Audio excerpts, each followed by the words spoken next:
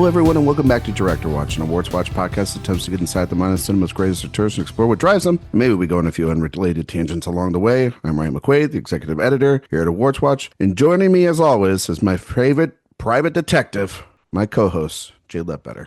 Ryan, I've been starting each episode of this series with a quote about Warren Beatty's sex life to one degree or another.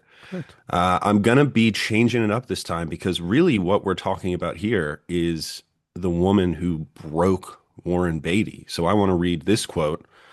This is an encounter. Madonna invited him to some dance club, and Warren Beatty he was a broken man at this point. Madonna had completely broken him down, and one of the patrons said, "I'd never seen Warren like that, sitting there, this gray man in the corner. He could just not keep up with Madonna and whatever games she was playing." And that, I think, is going to be a great talking point for this episode because, look, Warren Beatty in 1989 and Madonna doesn't make any sense to begin with. And it really did. After this, he got with the net. He settled down. With the one. Yeah, I was highly anticipating what sexual quote you were going to use. But after the Reds one, you really topped yourself on that one. That was... I mean, the big thing is that she does think Sean Penn was a superior lover. Really? Yeah, that is what she said. And also Sean Penn obsessively drove around town wherever Warren Beatty and Madonna were going when they started dating. So did he wear a green little interesting hat? behavior from Sean Penn. Yeah. Did he? He was looking through his binoculars from a car while Warren Beatty grabbed Madonna. You like butt. Madonna? You like the Vogue? I love it. Yeah, anyway, we're talking about Dick Tracy. We're talking about Dick Tracy today.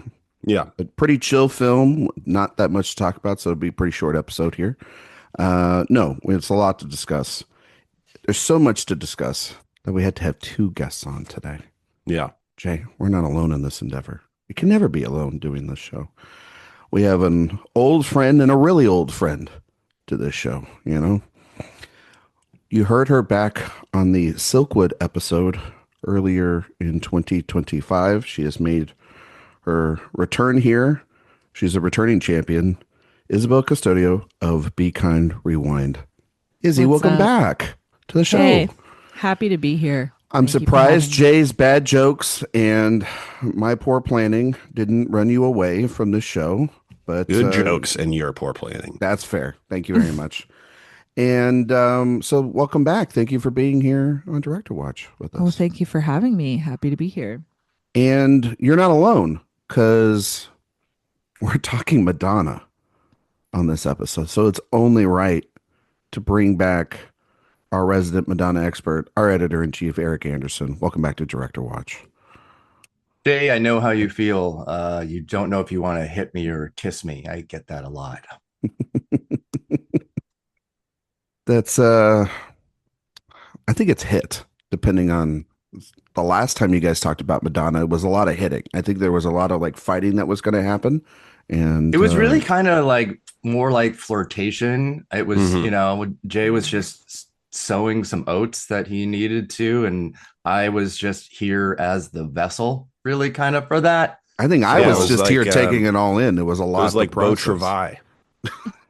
It really, really was. Yeah. Where was I in all that? Because I was here and I was watching it, and it was awkward, but it was fascinating. You were the cuck in that scenario. I knew he was going to say it, and I shouldn't have let him say it.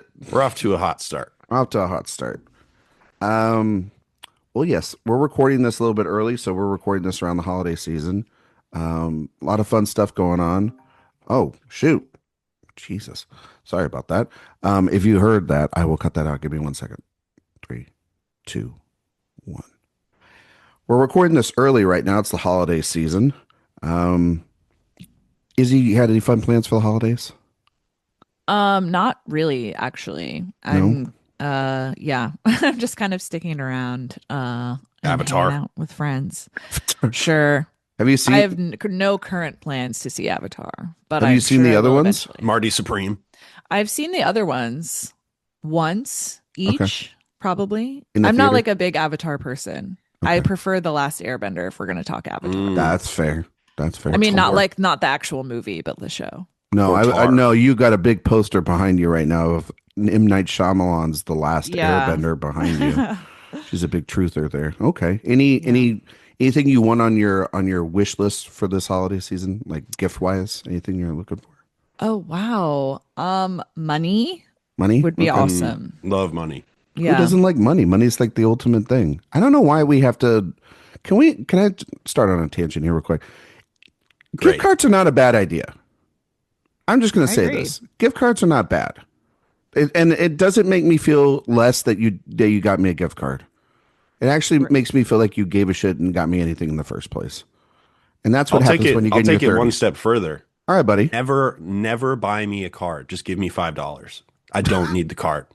Yeah, Like because I do not care about because the the card. cards cost as much as the money you're going to give me anyway. So just The margins on cards out of control. the card game's We need ridiculous. to intervene on big card. So what you're saying is actually give you $8 because the cards are like $3 to $4, so you give you $8 to $9 as opposed to just giving you $5. By the way, who the fuck is giving you $5 No, I'm only for saying Christmas? instead of buying a card, just give me the $5 Oh, that the okay. card would cost. I thought that you were asking specifically just for $5, so that's what it kind of sounded like, and then just don't give you a card. But Well, I'm also very selfless. So if you don't want to give me anything, you don't you have just to. oh well, that's not true. That's not true. Eric, any plans for the holidays for yourself? Any Uh, traditions? not really. It's pretty low key. Yeah. Visiting the in-laws not too far away because all of our families live very close, so we never Okay. have to go far. We never have to get on a plane, that's for sure. That's good. That's I good. really Yeah. wouldn't do that anyway. You wouldn't No. travel anywhere, though. Like, some people do travel. Like I know one of our writers, Trace, he's in Ireland for Christmas this year. So him and his wife, they just said, "Screw the family," and they're all the way on the other side Do of the they world. have Christmas in Ireland? How does that work? Yeah, How everybody does that gives them your favorite potato, and you drink a pint of Guinness, and you just forget about your troubles, and then you no sing. Lucky Charms? Well, no, that's Because, you they know, haven't made it over there just yet.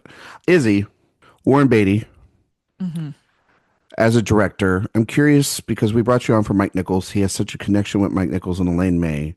I'm curious for yourself, what your relationship with him as an actor is, as a performer. Obviously, we know all about the stuff in Jay's book that we've been talking about over the last couple episodes.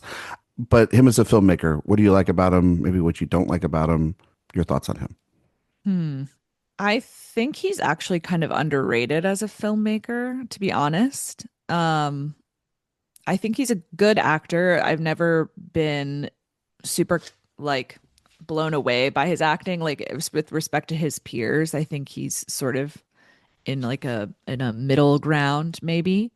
But I think he's a really incredible storyteller and a very enthusiastic storyteller and lover of film in all of its shapes and forms. Like I like that he's willing to kind of bend genre sometimes or like make very strange choices that still feel very kind of mainstream and consumable.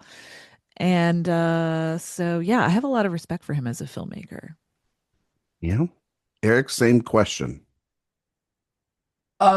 it Beatty has such a funny canon and trajectory as a filmmaker because he does not have very many films at all, but they're mostly pretty spectacular. It's when I look at it, it looks like a very, very abridged Cliff Notes version of like Francis Ford Coppola, where it's just like banger, banger, banger. Holy shit, what the fuck is this? And that's obviously rules don't apply. But there's something, I don't know. There's something that happened post Bulworth where I don't know, his creativity or his desire really just felt like it was completely sapped, which like disappeared. Too happy. Because yeah, Annette Bening, not Naiad will do that to you, I guess. But He crossed the English Channel that was his sad bachelorhood. he really did. I think this is a really great example of how marriage can absolutely destroy a man's creativity. And not to go like all incel, but no, I'm kidding. Uh, I No, just think go it. Just do it. Go all the I way. think his I think his 4 movie run of Evan Can Wait Red's Dick Tracy and Bulworth is fucking extraordinary. Um, I could do the Bulworth episode too because that movie is unbelievable, and for the time was so risky and so insane. But we're here to talk about Dick. Hell yeah. We are. Well, I think what's so interesting about this week's episode in particular is that he's following up this giant epic. He's following up his big Oscar win. This is the chance where you get to make a big swing. You get to kind of call your shot. Um, it's almost like a literally a decade later, which is very fascinating as well. I'm sure that Jay, when you were reading the book, there's a lot of stuff in between, a lot of interesting facts there. But bad period for old Warren. It was. It wasn't like he won the Oscar, and it wasn't like the strongest part of his career. That would of course be like the 70s. But then he didn't make anything until Ishtar. Yeah. And which of course went great. Which we talked about last year as being one of the biggest disasters at the time, but a good movie nonetheless. Good movie. And now we're talking Charles Grodin, never been in a bad movie. Never been in a bad movie. An undefeated performer indeed. Because he's in it. Because he's in it. Not because of anything else. Like, then the movie's just good because of He's an automatic 3. He's 3 out of 5. Is that an automatic 3 for you? And it just goes up from there. Beethoven. Okay. It's either Charles Grodin or if a movie's 90 minutes is an automatic 3 for Jay, I believe. That's why Beethoven is the perfect movie. But we're here to talk about Dick Tracy, a movie that I find very fascinating about the form. Jay, was this the first time watch for you? It was a first time watch, yeah. Okay. Yeah. And you want to go first? Let's get your thoughts on this out loud because I'm ready for this. I'm ready for everybody because you have presented our two guests. They do not know your thesis about Warren Beatty. You know their thoughts on him, but they don't know that you think this man is kind of sauceless. As an actor, I think he is almost completely without sauce. Well, and you do also not think that he is. You don't get the sex appeal either. Well, that is the big thing. Is I'm in team. I don't get it with Warren Beatty being like the sexiest man in the world for 15 years. When the podcast opens up, there you go. Okay. I mean, well, I'm sure that'll be 90% of the podcast, like it was on the Reds episode and on the Heaven Can Wait episode and everything else. But Dick Tracy presents a kind of a swing to the other direction in terms visually and style and everything for him. So I was thinking about you when I was watching because I was like, this kind of like the style and the form is perfect for you, but I know that there is a Warren Beatty problem waiting on you. So, Jay, your thoughts on this film? Yeah, I mean, what a kind of conundrum for me because I am very much kind of a form first. If you can show me something I've never really seen in a movie before, then I think you are completely with merit from the jump. And this is entirely successful as a real change of pace for Warren Beatty as a director, because this is a real kind of auteur work, him putting himself at the front of the film and making a very stylized statement, kind of playing with the very idea of film and its potential in ways that he had previously kind of just rejected. He grew up in the Kazan school of, director goes into the background and the characters and the emotion is always at the forefront. And with this, he was like, I want this to remind me of what it felt like to read these comics when I was a kid. That is sort of indicative of where he was in his life. He was aging a little bit. He was probably about, 50, early 50s when this movie came out. Yep. And it is a film that is exhilarating, basically in every scene in isolation. When you put it all together, it is maybe not functional as a piece of narrative. And I think there is a giant black hole in the shape of Warren Beatty at the center of the movie with him as the lead. But I cannot deny that I was just kind of in awe of this movie on a very regular basis. And, we'll talk about the design, the cinematography, the Al Pacino performance, who is unbelievable in this movie, and I think totally knows what movie he's in. And I guess the argument maybe for Beatty's lead performance is that he's just sort of like everything is happening around him, and so he is supposed to be sort of anonymous and the audience surrogate to a certain extent, but he just, to me, I think it's kind of a disastrous lead performance.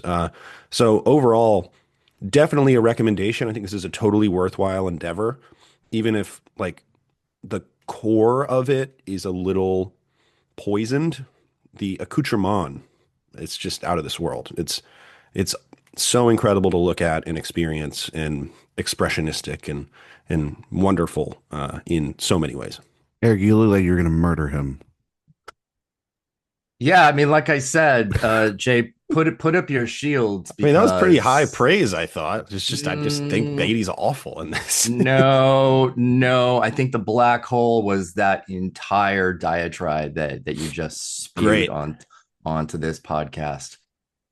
Because Warren Beatty is actually the perfect person for this, in a way that Ryan O'Neal was for Barry Lyndon. And let me be I'm getting mad about I'm how getting I mad make over this here. comparison. I'm getting mad. All right, because one of the great gonna sit back now and casting watch coups this. of Ryan O'Neal in Barry Lyndon is that he's kind of a dumb bad actor. There is an intention there, but O'Neal is absolutely fantastic in that. It's aligning a person with a role in just the right way. There's a certain element of that with Warren Beatty too, because he has Warren Beatty into giving a good performance because he hates himself. Is that the yes, theory?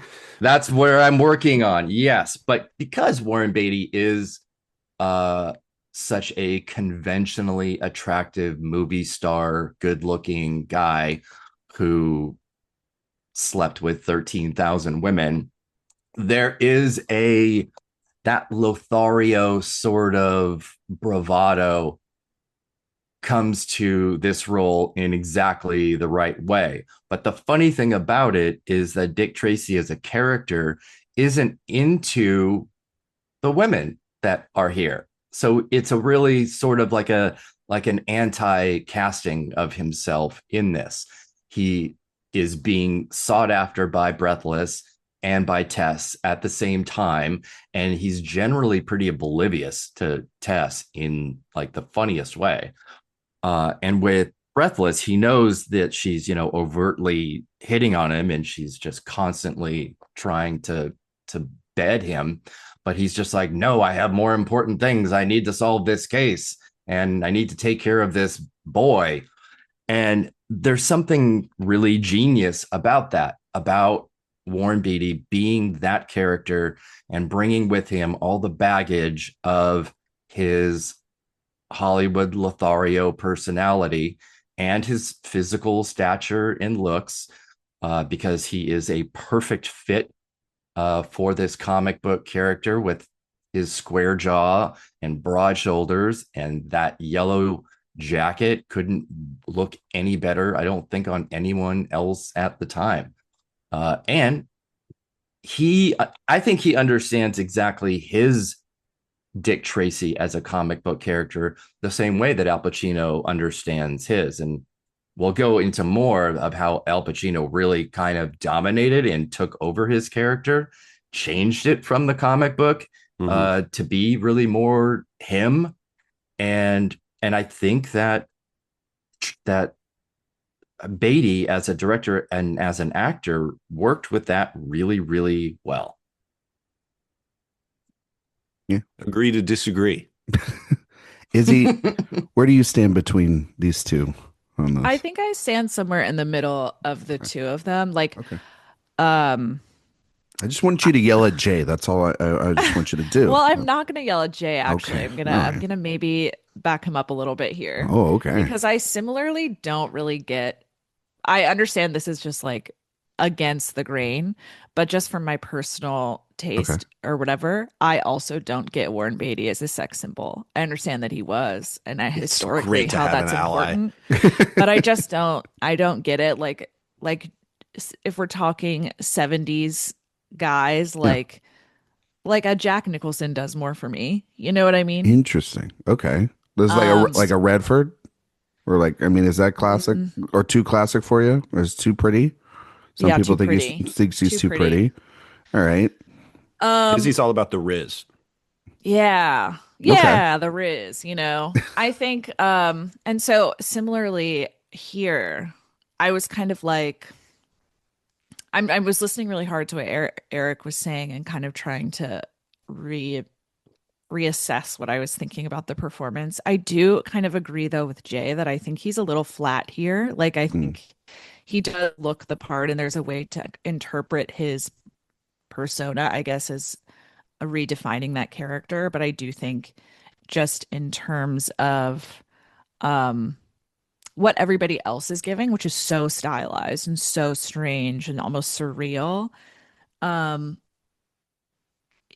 Playing the straight man, I think, is already putting you at a disadvantage. And I think he, uh, there isn't really the same energy that I get from him in something like Reds, where you can read a lot more, maybe excitement in him. Hmm. So, yeah, like I think he's fine, but but I agree that part of what makes this film, or I think the majority of what makes this film so astounding, is everything about his vision is much more interesting to me. Like the beauty of the set and that he and the design and the colors that he put together is like genius level to me. That's like 90% of the movie. Yeah. Like Right. what makes the movie really good. Yeah. Well, so I hadn't seen this movie in such a long time. I saw this movie when I was like a kid.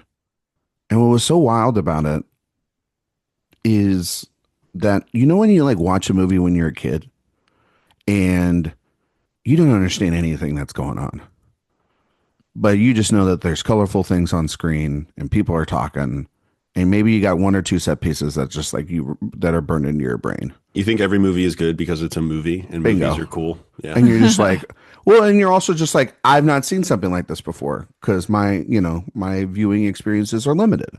And so I The remember seeing this this. movie is really reminding me of Boss Baby, that meme. The guy who's only seen Boss Baby. Yeah. So I just remember it being just the colors, because it's hard not to. The colors, the production design, everything about it. And I was just like, okay, like that's what I remember this movie being. And when you're a kid, like that can get you a long way. And then I was like, okay, we've watched Heaven Can Wait, we watched Reds, I'm watching them in order, far and in between. This is not the, I mean, like this movie has some problems, like story wise.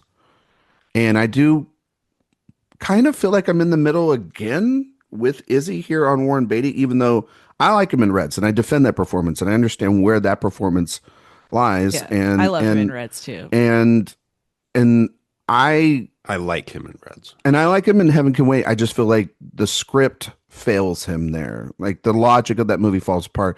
I also just think every time somebody makes a version of that movie, it falls apart in the third act. It always does. And with this, I don't know if he's necessarily miscast. I just think that the way he is, I said, I don't know, Erik, calm down. Like, I feel like I just shot Erik in the chest. Oh no, I'm gonna With let that. you finish because I got something to say. Okay. But there's something off here. And I don't know if it's just time between this Ishtar and Reds. Something felt off in between the time of making those kinds of films. And he feels like he's in a different movie than every other character. He does.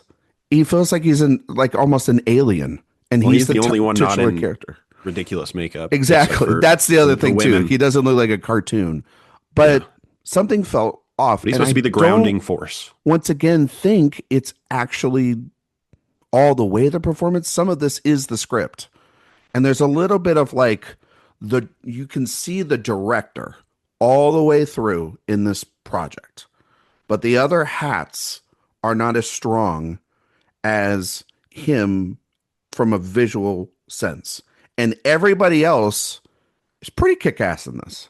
It's pretty good. Like Pacino, it's one of the most. I mean, he got in this mode, and he wasn't out of this mode for a while in other performances, and Yeah, that's everybody great. says "Scent of a Woman" is what broke him. This might have been the one. This is the one. You know what I mean? He had a year. You know what I mean?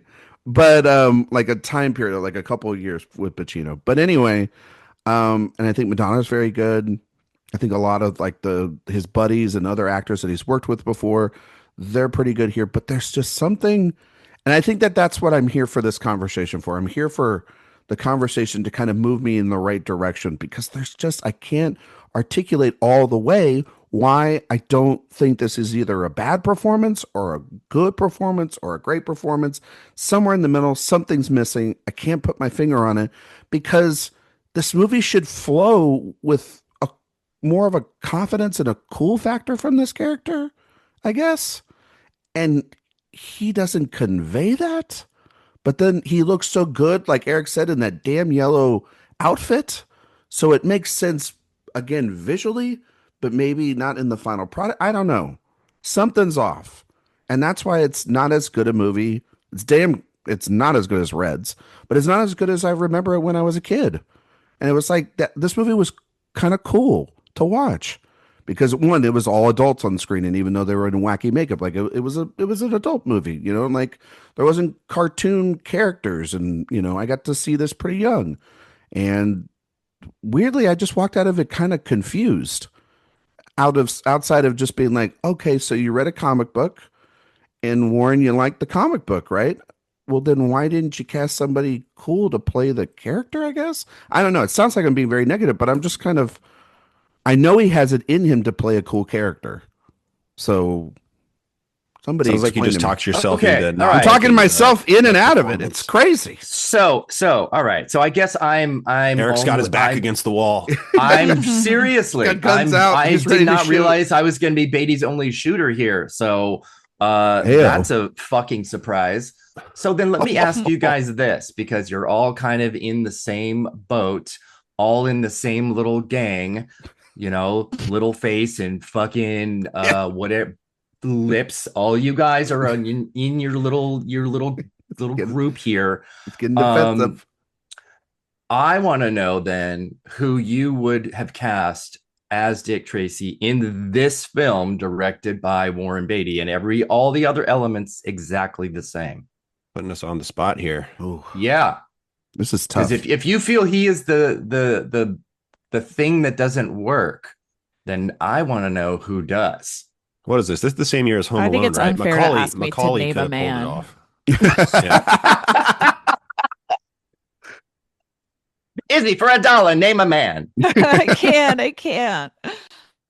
You have to answer first, Izzy. Now, no, I'm just kidding. I don't know. I mean, Let me throw some things. I mean, out. Izzy mentioned Nicholson earlier. Did you want him it's to be probably maybe a older. little more James Bondy suave, like maybe Timothy Dalton could have done this?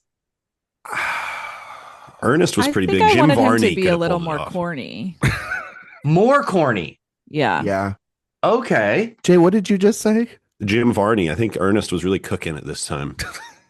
God damn Oh it. my All God. right. I'm Yes. sending a missile right to Georgia right This was now. the same. This was the same year as Ernest Goes to Jail. Okay. Can I suggest like a really off the wall one? You can suggest whoever you want, Izzy, but yes, the more off the wall, the better. He just mentioned Ernest for Christ's sake. I think Steve Martin would have been really good. Okay. Interesting. Okay. All right. Okay. Kind of like Because Father of the Bride era, Steve Martin, kind of in a way. Like Yeah, like well, he's a little. Is he? he's a little younger bit. than that? He's a little bit older at this point. Is I mean, he? younger. I mean, younger at this point, right? Because that movie. No, comes this out this is in- Parenthood era. It's Parenthood Parenthood was era. the year Okay. before. All right. All white hair still. Okay. But He would have been 45. That's younger than. That's younger, right? Okay. Yeah. Yeah, but he looks older. Well, Okay. I'm Well, just that's looking at just movies. rude. I'm just looking at You movies know. that came out this year. Okay. Mm-hmm. Other people that would have been better: Richard Gere, Liam Neeson, Oh, Gear would have been good. Alec Baldwin. Oh, well, I don't know that. I And Macaulay I Culkin. think it needs to be someone who's going to play with it in like a way that's not too self-serious. Yeah, like there's. That's what I'm looking for, I think. And for me, it's Beatty's self-seriousness that makes it for me, because Dick Tracy is really milquetoast, but he is also a really physical guy who beats people up and shoots them. So he can't be just goofy or just aloof. He has to. I hear that. He has to be both. I hear that. You know what? He's I'll tell you really right now. naive about a lot of things, mostly women. I've got a new number one choice. Okay. Who is Ryan, it? it's my great weakness. Here we go. Here we go. Melly Mel. You think Mel Gibson? I think Melly Mel could have done it. Jeez Louise. give it that Lethal Weapon energy. Okay. I really couldn't have expected anything more. So here we are. In the year 1990, he not was knowing what we know now. I mean, yeah, that was the assignment that you sort of tasked. Who said Richard Gere? I think Erik or Jay said it.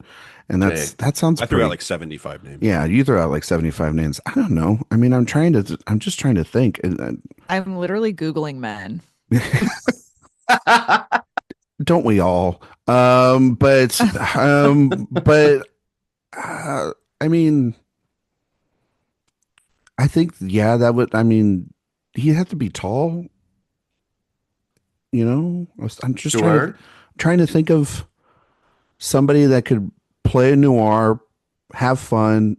So obviously Jack Nicholson had just done the Joker the year before, so doing this probably would not be a good idea. Could it be Redford? Redford could kind of get away with it because he's suave enough. I mean, he is older at this point. He's not goofy. Yeah. Where's goofy Redford? Well, I'm trying to play more to your definition here. Yeah. Because I think I want maybe a different film than what he's trying to make. So if I'm going for kind of the way as you're describing the role. Yeah.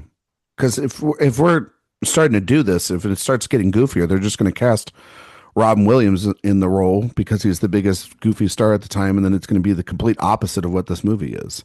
Honestly, insane that Robin Williams is not in this movie. That's very fair. You would have thought he would have been like some makeup or a cameo or, even as a one scene person. Because he was doing a lot of that. Honestly, my answer to this, he could have done Kathy Bates as the stenographer. Could Harrison Ford have done this?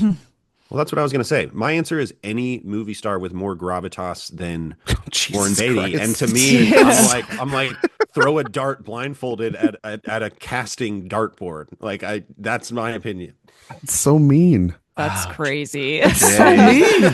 See, that's why I can't go as far as you, because you're such a Jay, I love you, but you have become a massive hater of this man over the course of, and this was we're getting close to Jay saying Robert Davi. I almost said Joe Pesci just for fun. Just imagine him and Pacino. You know, fuck it. Well, let's put Bowie in it. Let's put Bowie in it. Okay, now we're If Scorsese had directed it, it would have been Pesci and would have been all the regulars. Yeah, well, half of them are De here Niro anyway. would have probably played it, and then Tess would have been Pesci. Yeah. No, I'm just kidding. No, Bowie would have been really good. Because you could see him and somebody's got to fit the trench coat. Somebody's got to fit the yellow trench coat. Bowie would have been a great Breathless Mahoney. That's what seemed right. He could have been the whole cast, honestly. Honestly, yeah. He does share West Side Story, but Bowie and Dick Tracy. You know what? This is honestly just the perfect thing. You could just have Madonna in this film and then have the Muppets, and Kermit the Frog could have played Dick Tracy. Honestly, I'd watch it.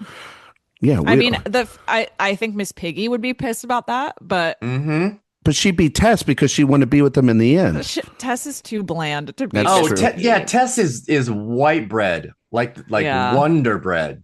Yeah, but Miss Piggy's just kind of taking a backseat. Like Muppets Christmas Carol, she's in one scene and then she's just in the background. As long as she's just actually, to this guy, then she's actually. Totally I fine. Want the reverse. I want only Miss Piggy as Miss Piggy. Everyone else are people. Actually, Miss Piggy as Dick Tracy. Let's just do that. Not to suck up to our guest, but Izzy, I did just watch your Miss Piggy video. It was so good. Thanks. It was so good. He's trying to get points. See, Erik, he's trying to get her back on his side. No, it was really good. It was really good. No, I'm just, there is, it's such a hard question. I mean, Yeah, you guys opened the door. So I mean, if it's Warren Beatty, it's probably Nicholson because they're like best friends. So if it's not him, it's probably Jack Nicholson. And then you're putting up the worst comparison ever because it's not fair to Warren Beatty because Jack Nicholson is like a one of the greatest movie stars, actors. He's the man of all time. Like it's Jack. That smile alone. I mean, for God's sake, and like the look of it also would be like I mean, even in like Burton's Batman, he's in, before he gets turned into the Joker, he's got he's got the hat and he's got the look, he's got the trench coat. Like it all makes sense. And he's goofy enough in that movie, but he's also serious. Yeah, it's probably Nicholson. And that would be a really good movie. I think we'd all be sitting here and being like, can you believe Jack Nicholson played Dick Tracy in a Warren Beatty movie and it looked like that? I mean, Harrison Ford is probably the right answer, but yeah, I think that probably is the right answer. I think it's the only real answer. Yeah, because he can be Indiana Jones, and then he can be in, he can get off Witness. my plane. Yeah, this would have been like right around the same time as Last Crusade, so he's still just looking like a snack. Mm-hmm. Yeah, he mean, certainly would have been an absolute hot piece. When's the guy not look like a snack? I mean, probably the last couple of years, but still, Wait, you be ageist, Ryan? Jeez. Well, old people need love too, Well, do you think he looks good right now? Do you think he's still a snack? Yes. Would you only said that just to make your point come across even better? Mm-hmm. Okay, so we spent that much time talking about this performance, but like great work. So we kind of see, but that's the thing is like we tried to recast it to fit his vision, but yet damn well he wasn't going to walk away from it. This is like saying like, oh, who would you cast to be Leonard Bernstein in Bradley Cooper's Maestro? You're not going to take it away from him. It is what it is. Like every movie is the same with Warren Beatty. I don't know that I can direct it. Okay, I'll direct it, but I'm not going to star in it. I don't think anybody can do this but me. Lo and behold, that's how every Warren Beatty movie he is the Bradley Cooper of this time. But he was cast before you directed it. So. Well, he had the rights. He had the rights, and he was cast, and he through and through. He had very full control. Oh yeah, totally. I feel like Izzy was about to say something about Bradley Cooper and the comparison. No, I was with just going to say, well, that's a huge compliment to Bradley Cooper that I personally would not give, but.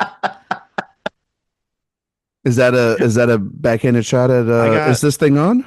I don't think it's backhanded. I got a full question. open hand. It's fist, really. It's with brass knuckles. There's nothing backhanded there. What were you gonna say, Jake? I was just gonna ask if this thing is on. Oh my god. Okay, yeah.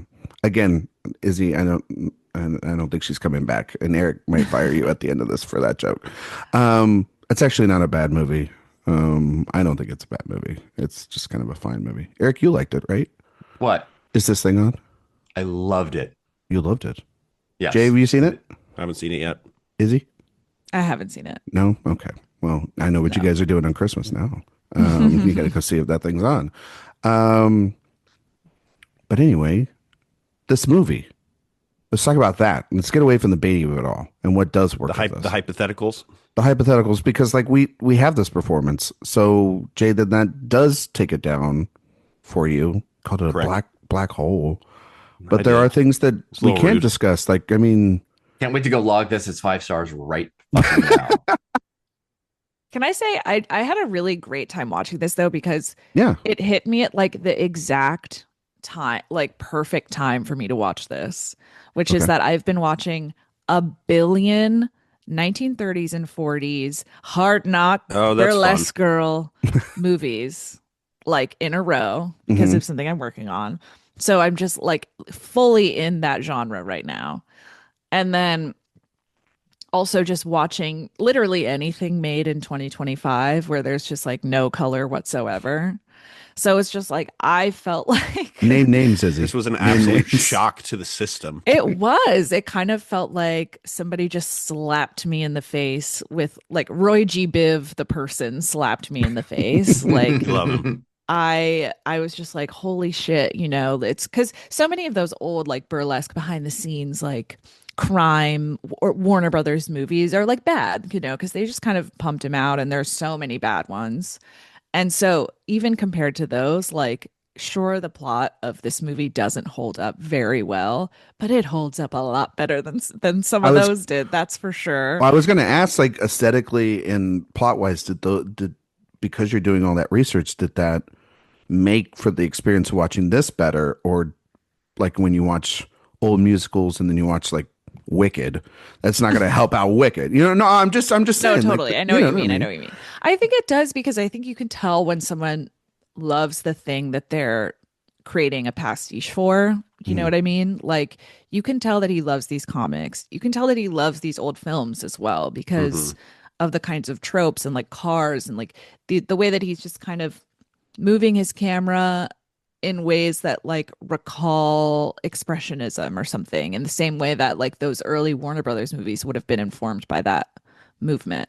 I think it's all really clever and loving homage work from him. And so in that way, it sort of hit at like the exact right time for me to feel really drawn to this movie, even if there are things that I about it that I'm just like, oh, maybe this could have been improved. But it's like ultimately, who cares? Like, I think it's great that you can make something that's like just kind of a comic book movie, that it's not about like trauma trademark. You know what I mean? Like, we're not trying to make this too adult. It's just like we're having fun. And that's also fine to It is me. No, violent though. yeah, it is Yes. violent, but Yeah. it's also like, to your point, Izzy. When I was watching it, I was well, this is a shout out to Izzy, but I've been thinking as the year's been ending about a lot about where movies are going and types of films that aren't being made anymore, and the types of films that are, and what is going to be incorporated in those. And not to make a connection to Avatar, but when I saw Avatar, James Cameron was sitting there for 15 minutes pontificating before this movie was even starting about the threat of AI. And then I watched Izzy's video about The Wizard of Oz, and like that was so great. And then you watch a movie like this and you see the type of things that Hollywood is creating now, and why everything looks like, to your point, in 2025 films, you're like, what are these color palettes? What are these production design budgets? Like, what are the visual effect? Like, the visual effects just look like they were finished yesterday.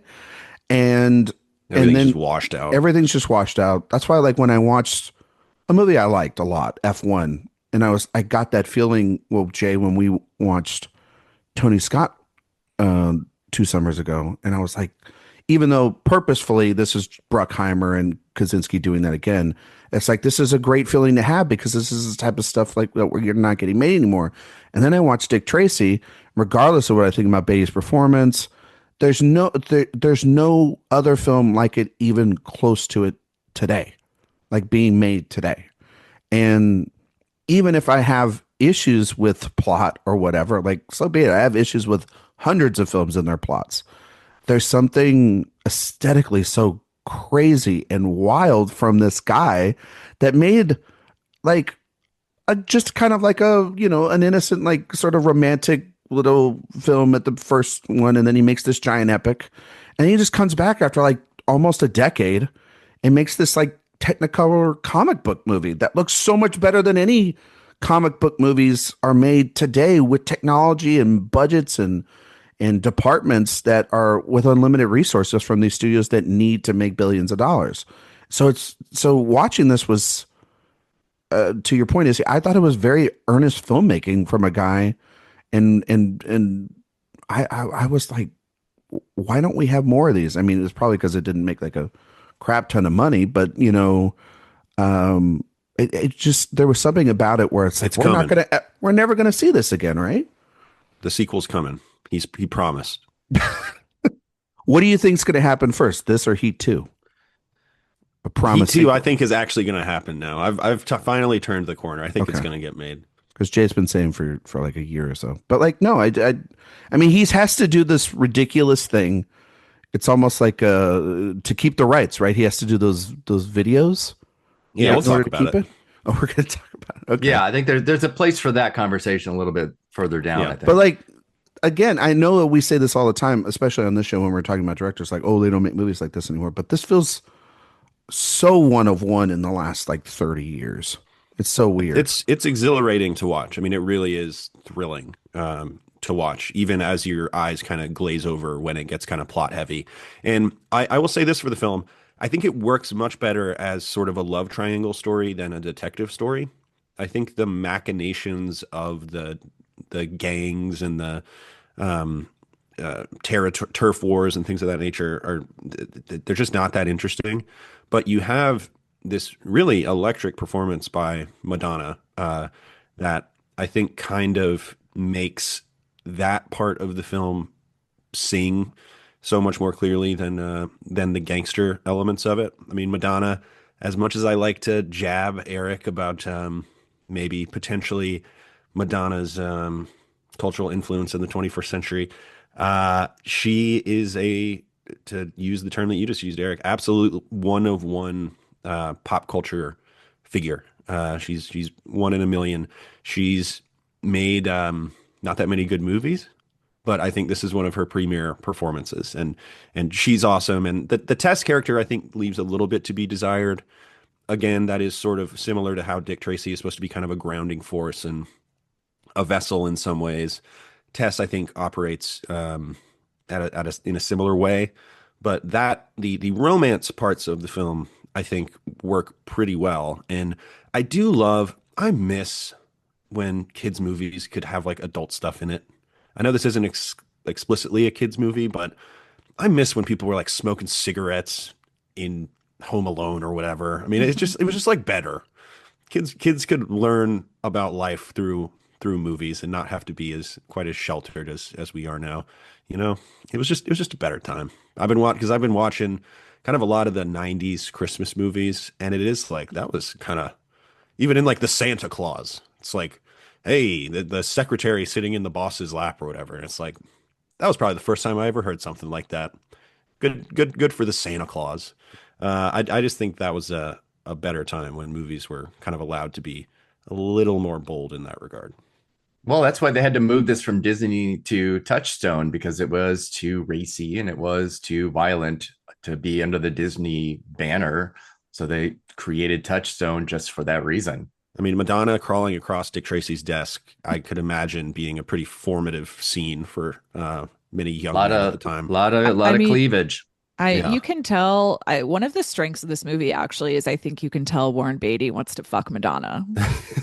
And I think like you can read it on the screen and I think that's fabulous. Like it really works for them. Even though he already had. It was still there. The flame was still there. He already did the research. He put her in the Julie Christie shampoo dress, basically. Isn't that crazy? Like, I love that. I think it's so fun. It shows you how diabolical he is as a person, I think. To be fair, I think Warren Beatty wanted to have sex with every other woman on the production as well. But for sure. Maybe in particular, Madonna. But even the kid. Madonna makes it fun, though. The kid is just like, now that's a dame, which I love. That's just such a great line. Wait, did you guys Google this kid? Okay. Charlie Korsmo? In the process, yeah. Yeah. So if you don't know, he left acting and got his PhD. No, we went to MIT for physics. And then he got a law degree at Yale and joined the Federalist Society. Yeah.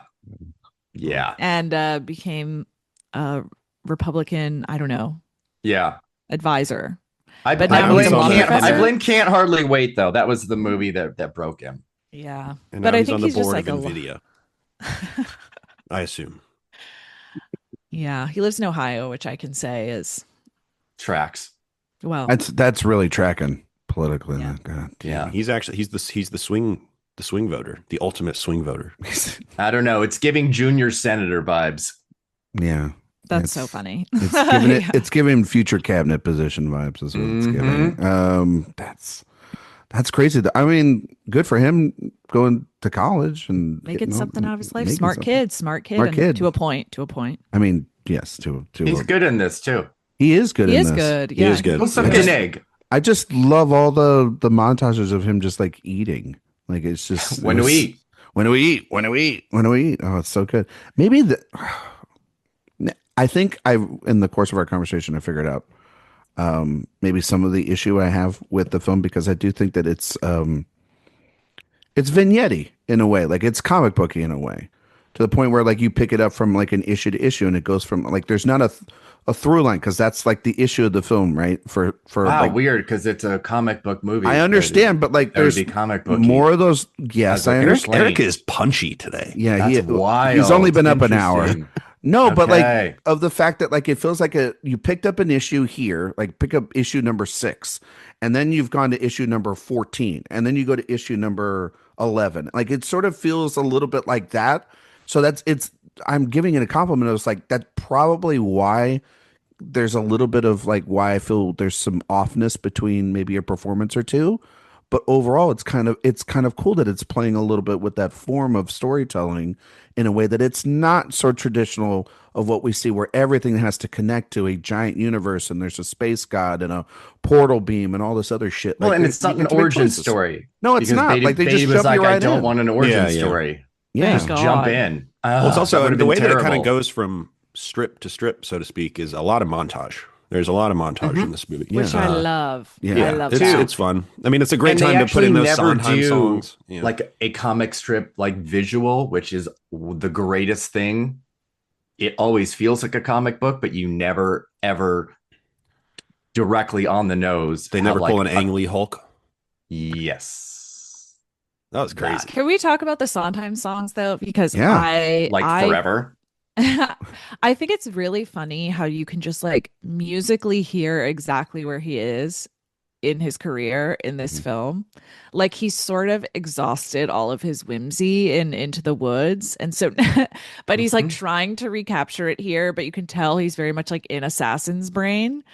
And Mhm. I think it's very funny. Like the songs aren't bad, but they don't like hit really. They're not They're catchy. they are very straightforward, Very standard. Yes. Yeah. very standard. Which is I would because I even feel like almost say pedestrian. because right, like I feel like at this point in his career, like he's not that far off from Passion or even with Sunday in the Park with George, it's like those aren't easy listening scores. You know what I mean? Yeah.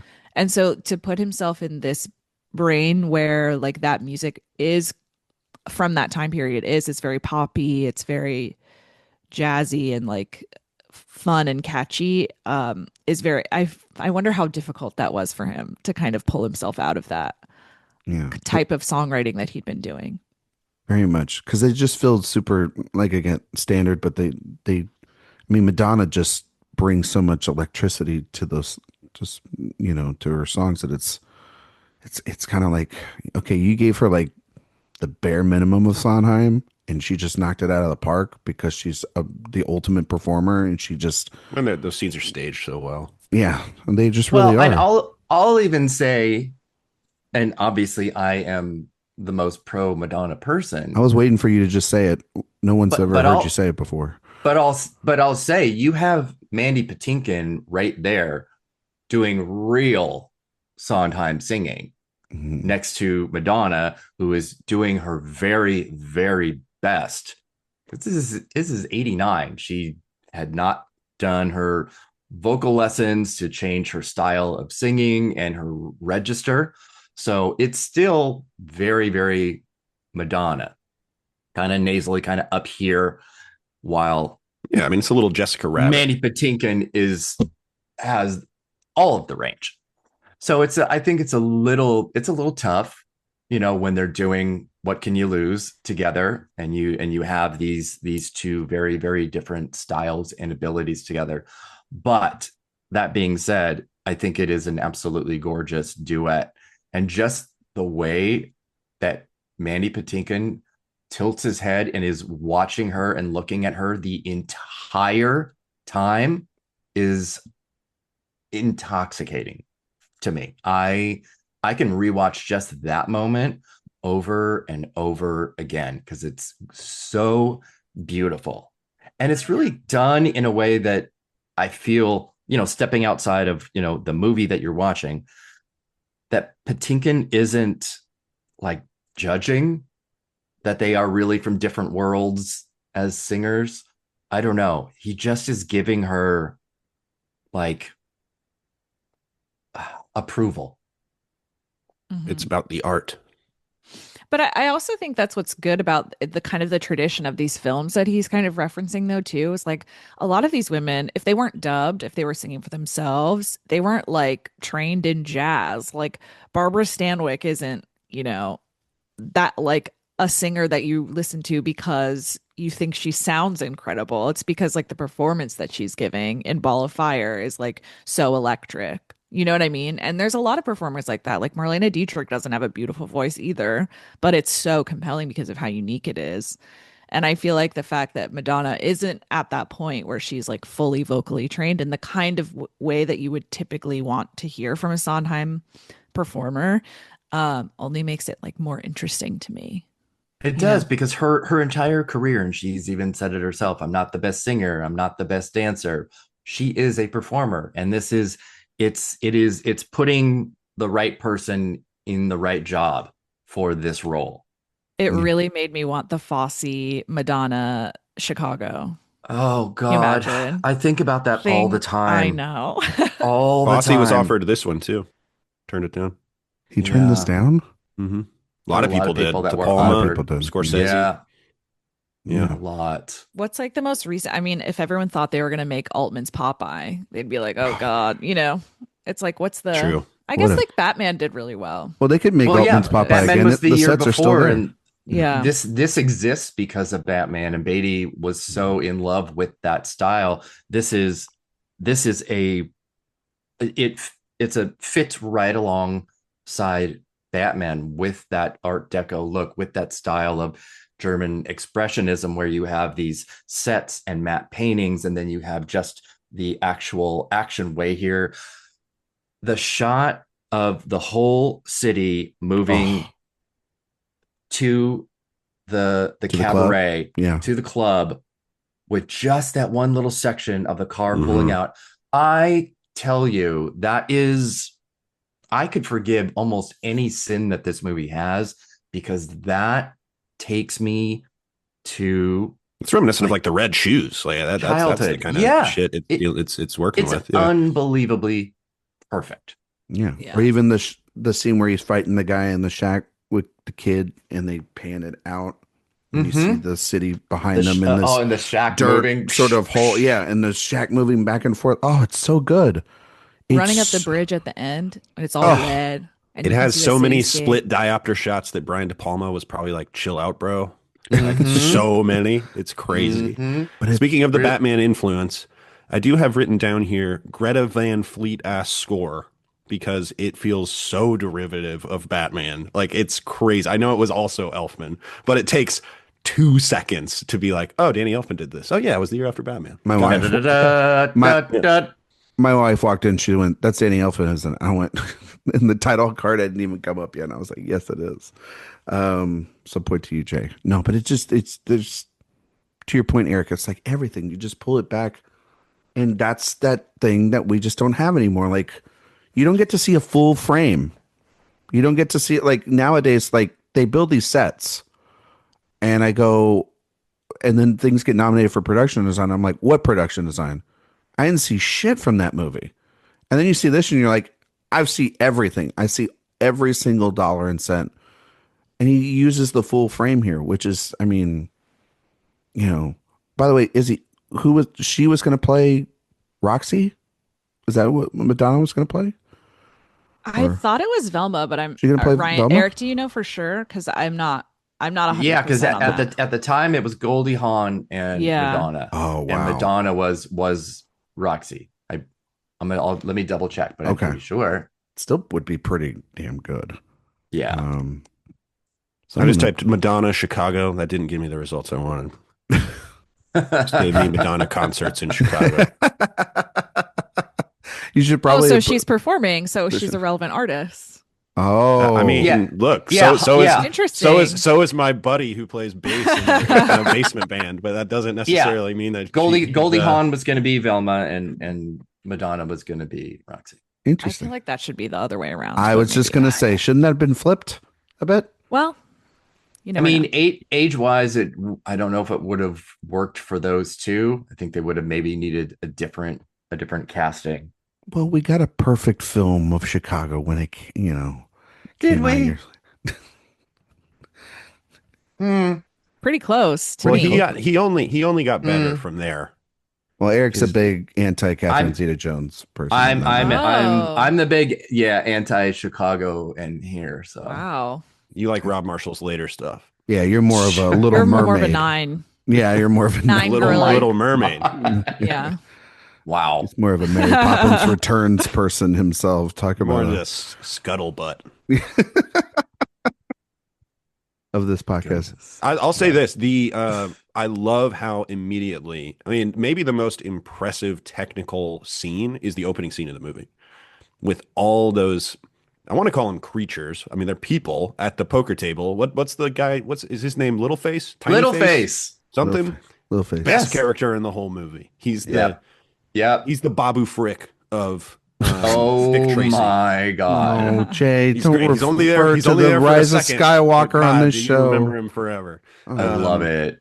It's and that scene is thrilling and immediately so colorful and poppy and fun, and also does have that sense of danger to it as well, which is that really kind of sets the table for the movie that you're about to watch, sort of in tone. And I think that's a really smart way to open the movie.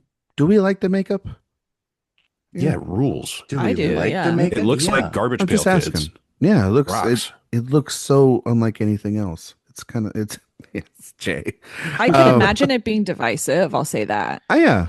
I Yeah. could see people being like, "This sucks," but I love it. I think it's great. I think it I fits don't for I don't remember at the time that it was, and as the only adult at this time that Okay, it came wow. Way to out. put your age card in the middle of the table. Talk about age. Yeah, no, nobody was complaining that the close-ups you could see, all the pancake makeup Yeah. on, every single character.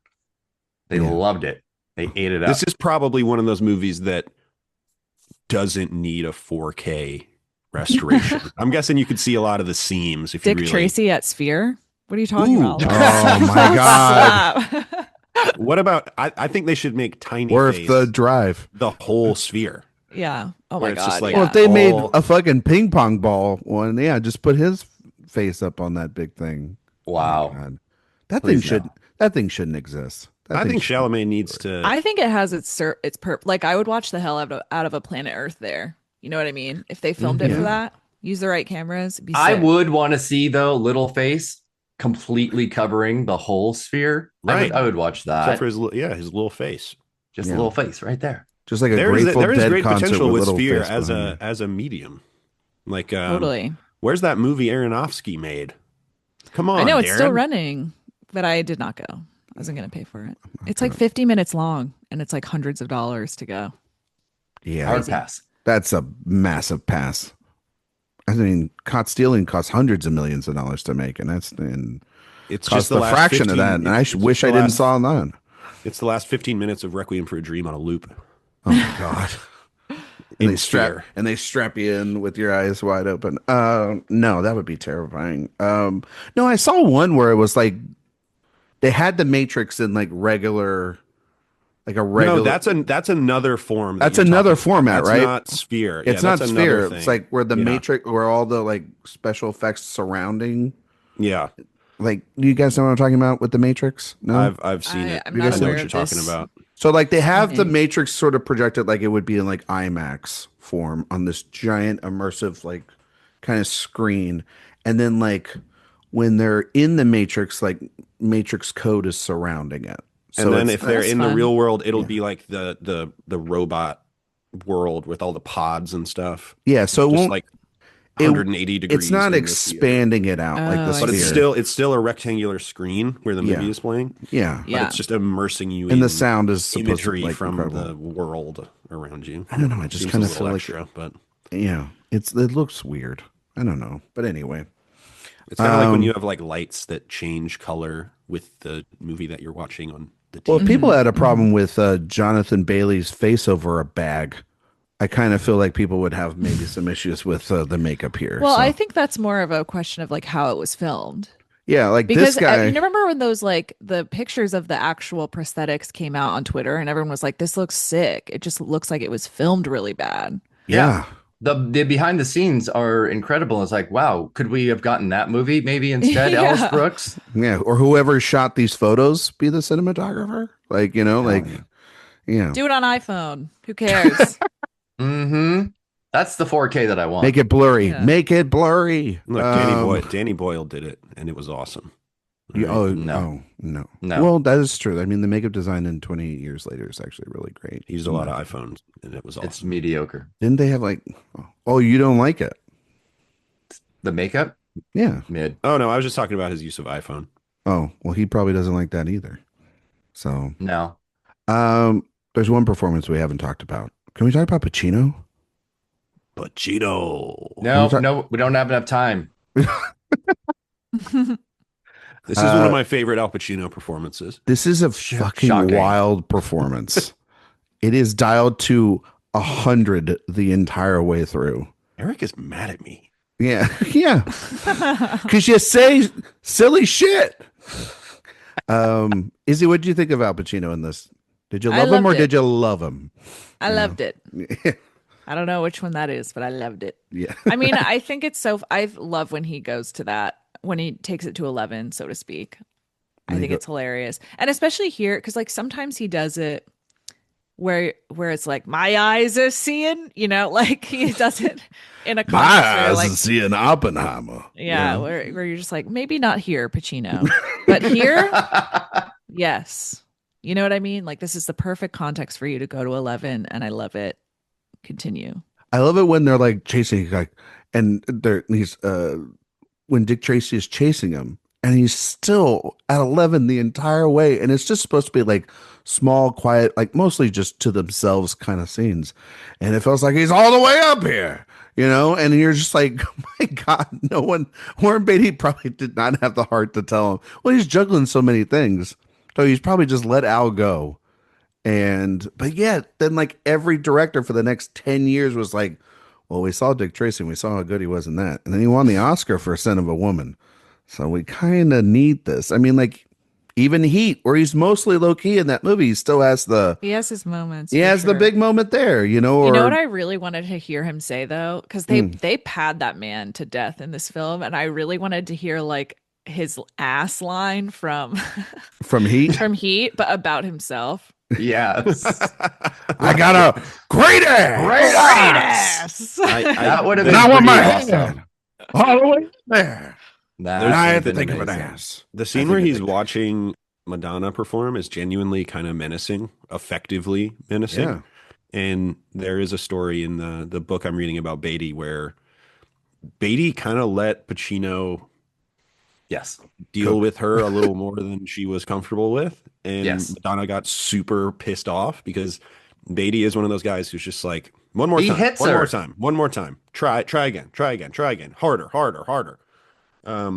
And that was the case in that scene. And it is, I mean, that scene is scary. In a movie where otherwise I'm grinning ear to ear anytime Pacino is on screen, I am kind of like, whoa, this guy's actually capable of violence and evil in a recognizably human way, which I think is a very, very essential to that character. Yeah.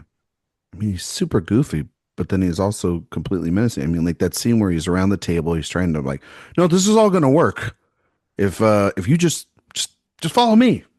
Just we'll just do it. Just follow me, and we'll work out the details later.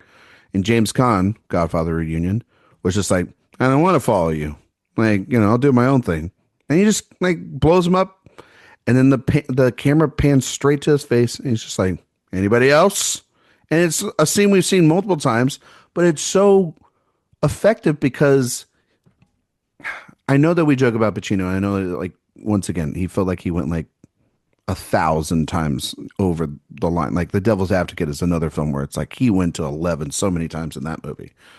But like there, to your point, Jay, there is a sense of like menacing danger inside this chaotic out there performance. And there's just moments where it's so silly, but then I was taken aback by just like, oh, there is a performance in there. It's not a caricature. It's not this sort of wild thing that is off the loose all the time. I mean, there's obviously some lines that are just silly and over the top, and it's kind of hard not to when you're in that mode.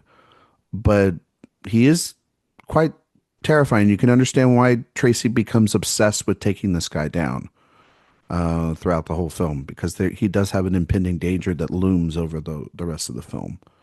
So, Eric, did you But I like mean, Pacino? I do. Yeah, I love Pacino in this, and I love that that Beatty really gave him so much free reign, so much rope with Big Boy Caprice, because he's nothing like the comic book character at all. All of his makeup, everything about Pacino's version is completely created by Pacino. And uh, was it John Caglione, the makeup designer, who then became his lifelong makeup designer that he brings with him on every show. I mean, that's a lot of trust that a director gives to an actor that clearly nobody else on set had. But it also gave him that permission, as Jay was saying, to essentially abuse Madonna into the proper submission of a character. So, And it man, does speak to there being a lot of Warren Beatty in this movie. There is a yeah. lot of meta elements to this movie. There's a line I do every Warren Beatty movie. There's just some line about how awesome Warren Beatty is that makes me roll my eyes. And in this movie, that line is when I don't remember if it's Tess or somebody talking to Tess. It takes a lot of understanding to love a man like that. I'm like, good grief. Like Tess's mother. nothing harder than loving a great man, because you might not be their number one priority. And she makes it. All She right, makes Warren. her repeat it. Yeah, yeah. But speaking of the mother, though, I think we should call out that just the cast in general for this is like stacked It's to high stacked. heaven. Yeah, The fact that Estelle Parsons gets like 3 lines, Mary Warnoff showing up for literally 1 second is so funny. Just like the the fact that they just have every single person, even in the most minor roles, is somebody interesting and fun. It's so cool. Kathy Bates doesn't even Yeah. actually the have a line. stenographer. Yeah. Crazy. Yeah, Catherine O'Hara. Catherine. I was just going to say Catherine O'Hara. It's bananas. The cast is crazy and out of control in like the best, coolest way. He just has it completely stacked to the brim, like he does in most of his films. Like I think back to we didn't mention this last week, Jay, but like Hackman showing up for 2 scenes in Reds, kind of level of just, but even to an even smaller extent of all these great character actors, all these wonderful You wanted people of Hackman in stage. this. Hackman was supposed to be Lips.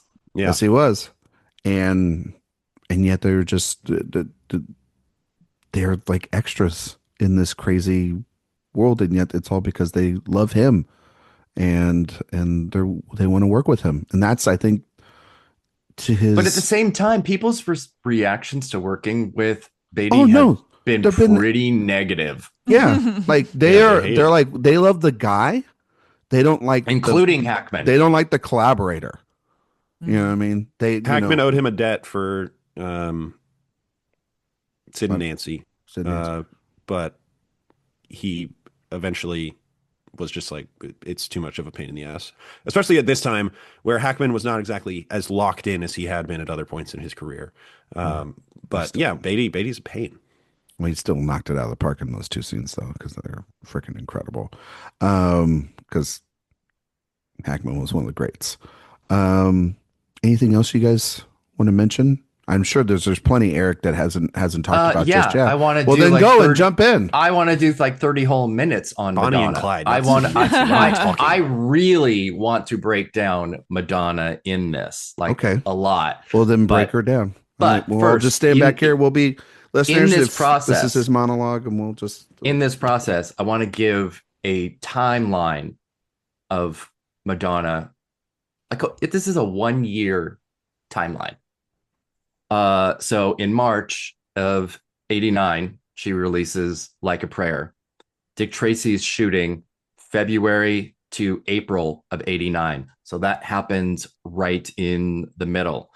The Blonde Ambition tour, April to August. the movie release, June in 1990, just 3 weeks after the I'm Breathless album release, which was massive.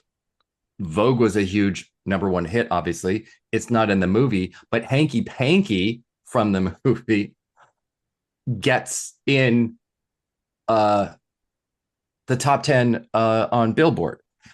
There was something happening clearly that this was really, I think, the height of Madonna's career is this 89-90.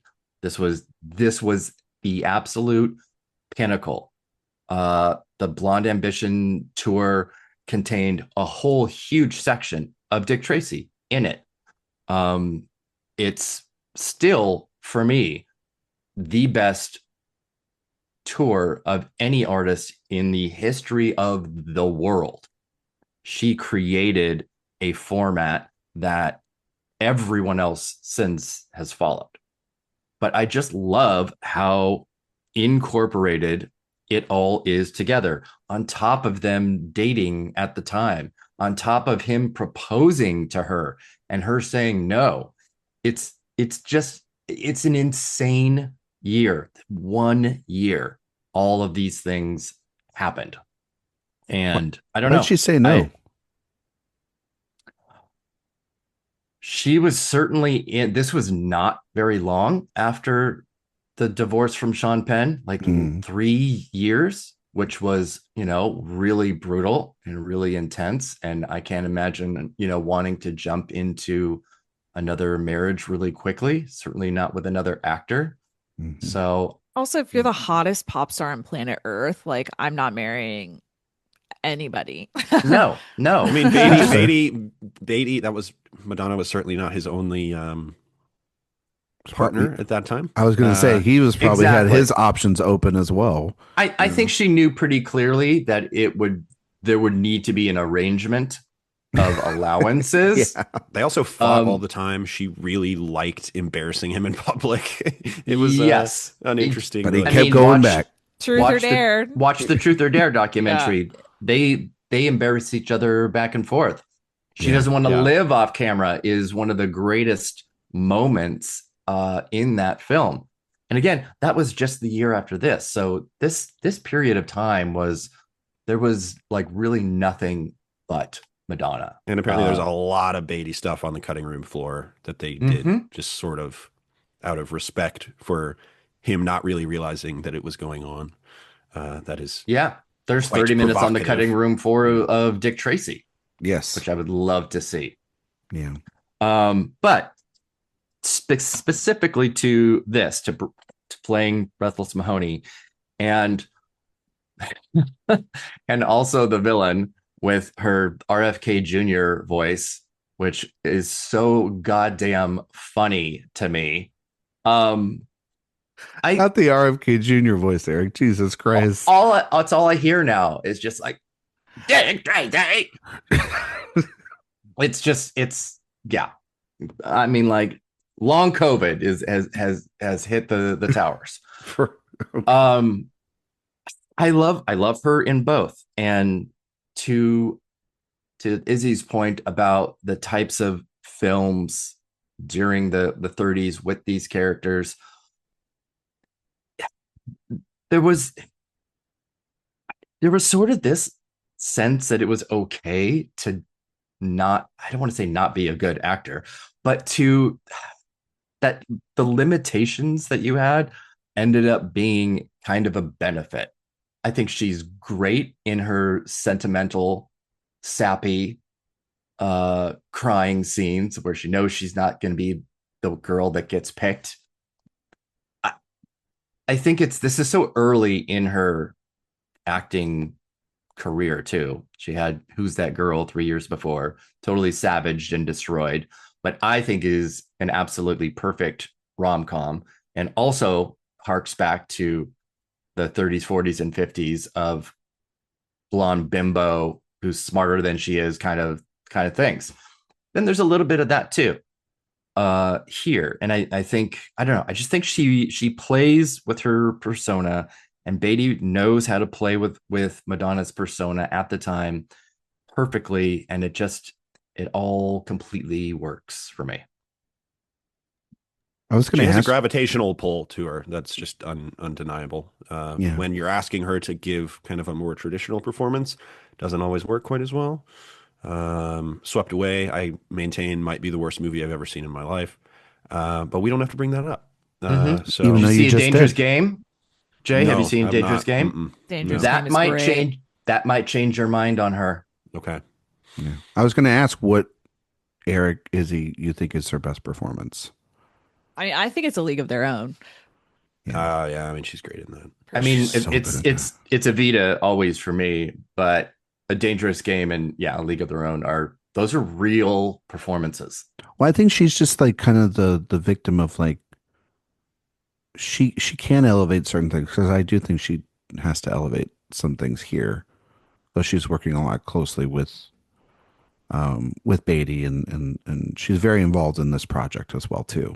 So she gets to sort of carve her way out here and really, She worked for scale yeah, Yes, she did. yes, she with did points. With points. with points, But she also made like $14 million off the soundtrack. So Exactly. she did really well for herself It was there. massive. The But soundtrack is but I massive. do think that like there was she was a victim, like I think of many pop stars that happen. It's like if you work with great material, then I think you'll and great people, then I think you'll it wasn't always the best project sometimes for her, and then the Guy Ritchie stuff. I mean, like it's not like Guy Ritchie's like the great auteur or anything. I'm waiting for them to work together again. I mean, Ritchie's on a roll. He's working with like everybody these days. It feels like he's working with. Jay, He makes like no. two movies a year now. He does. He's working, man. No, It's always funny. We please. always are like, oh, Guy Ritchie makes one movie, and then all of a sudden the second one comes out, just out of nowhere, completely just shocks you. Like he did the one The with Jake Jake. Gyllenhaal one was good. That I one's was gonna good. say- Wrath of Man is good. This man, are you a big Guy Ritchie fan? Richie Head. Not really, to be honest with you. Do you I'm have shocked. This is shocking, actually. No, Right, this we're is not- this wow. is the exclusive we've been wanting to break the news on. Izzy's going to come on for Aladdin in our Guy Ritchie series. Which you maintain you like. No, I don't like Aladdin. You It's one of love the it. better. Oh, I'm it's one sorry, of the you better- love It's it. one of the better of those. Is there an but that actually is good one of that is those? a low bar. Gross. Pete's Yeah, there Dragon is. is Pete's Dragon is good. Cinderella. So, the Cinderella's okay. Kenneth Branagh. Okay, it's the benchmark. It's the good one. Pete's Dragon is legit good. Pete's Dragon is also Very I don't Pretty think But I've that one watched barely counts as a remake. Have you seen any of cares the? about Pete's Have you Dragon. seen the Disney live action remake? Movies? I've seen the ones that like everyone hated because I wanted to. I saw Dumbo. Did you see Beauty and the Oh. Beast? I did see Beauty and the Beast. I maintain that might be the worst one. I was living in Germany at the time, and it was like one of the movies that was showing in English, and I was like, I guess that's what I'm seeing, and it was a horrible time. yeah, it's a horrible. I film. maintain. I think the Lion King one from 2019 is the worst one. Just because. Oh, I also did see that. Yeah, I did see that. I think they just. I mean, they could have literally just taken the audio from from the original and just slapped it on that one, and you would know the difference. It's What if so, the Lion King looked like garbage? Yeah. What if Yeah. That's everything? the question that movie boldly proposes. I think I Exactly. maintain that 2019's Lion King has almost similar the visual palette of like the Dune universe that what Greg Fraser's doing. Well, you hate Just so Dune.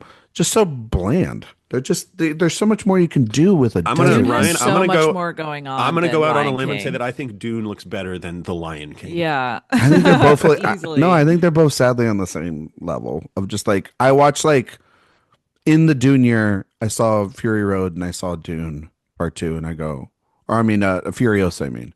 And you're just kind of like, "Oh, this is what a wasteland can look like," as opposed to like this just brown beige. I mean, look, thing going on Villeneuve all the time. loves his browns and He grays. does. He There's no does. doubt about it. But this movie looks great. Thank God. Mhm. This movie rocks. This is a peak of their powers movie by everybody that is involved here. Melina Yeah. Canonero, my God.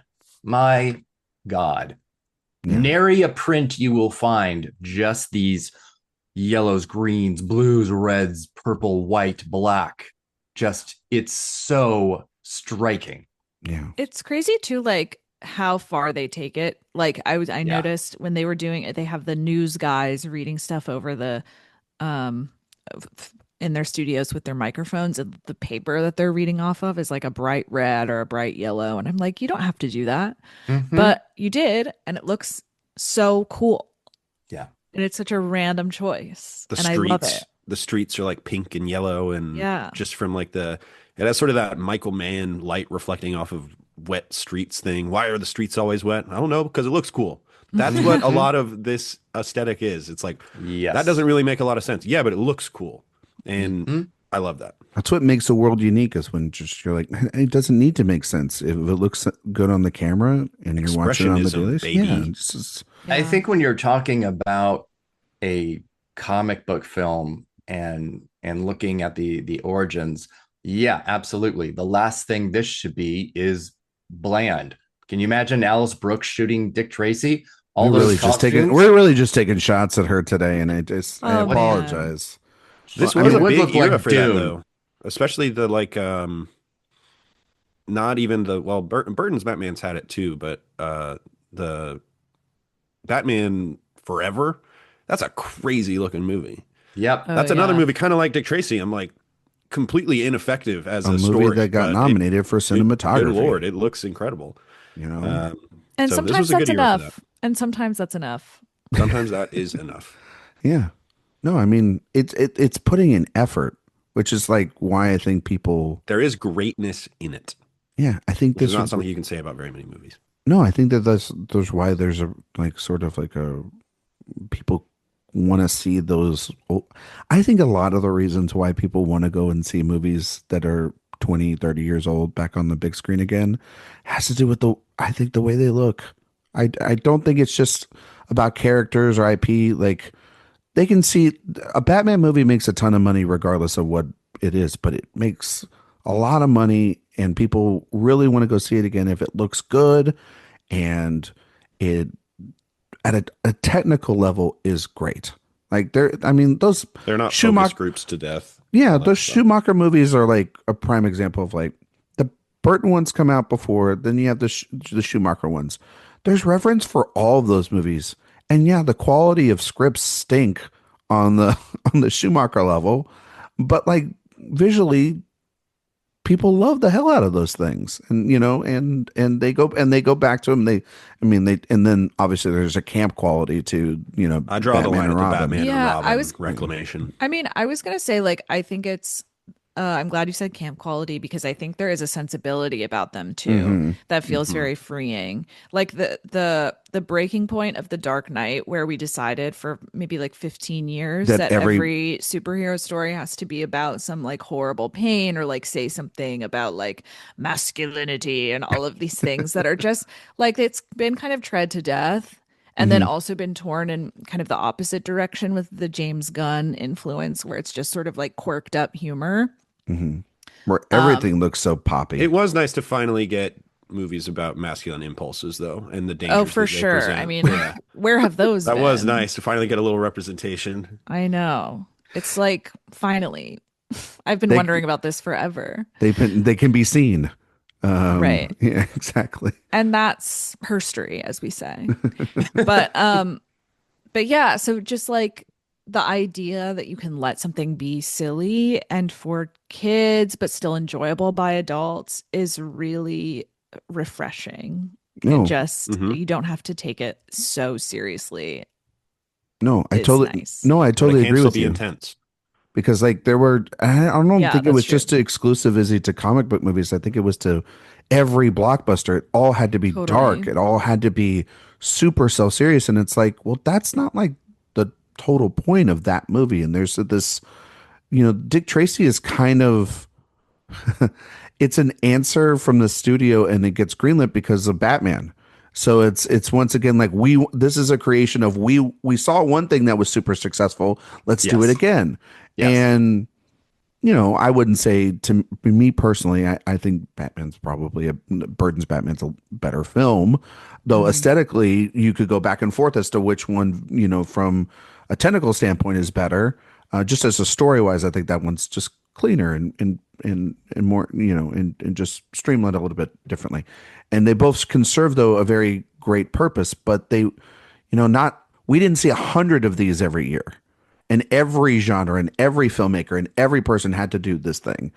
And it's not it's not Nolan's fault. It's not Burton's fault for that, or even Warren Beatty's fault for that. It's the studio system at large that sort of then, and then well, a little bit audiences as well. Yeah, they go and see all these things. Consumers dictate consumers what gets become made that forward. But yeah, I think the other way was like you have the super serious filmmaking, and then you have the answer to that, to your point, which is like everything becomes a wash in terms of visuals. Like that's what Marvel's problem is. It's like, and I think Marvel's problem is that for other blockbusters and other, that's why the Wick franchise or like the Mission Impossible movies, they're revered so much because they still care. A lot of those people were former cinematographers or former stunt people, or understand story. And that's what I think Beatty understands here with this movie. It's like Except characters and part. Setting and we haven't talked about anything that happens in this movie. Yeah, yeah. Like yeah, is this like the one story that like Lane May probably said, I'm not going to edit your script for you? I think she was just like, after Ishtar, they were broken up. They were point, like, yeah, that's true. Well, there you go. I'm not talking to you anymore. That speaks volumes. That sort of broke their relationship. You alienated the wrong bitch on that one. No, because that, to Jay's point on the last episode when we were talking about Reds, the love triangle dynamic of that film, which is so great.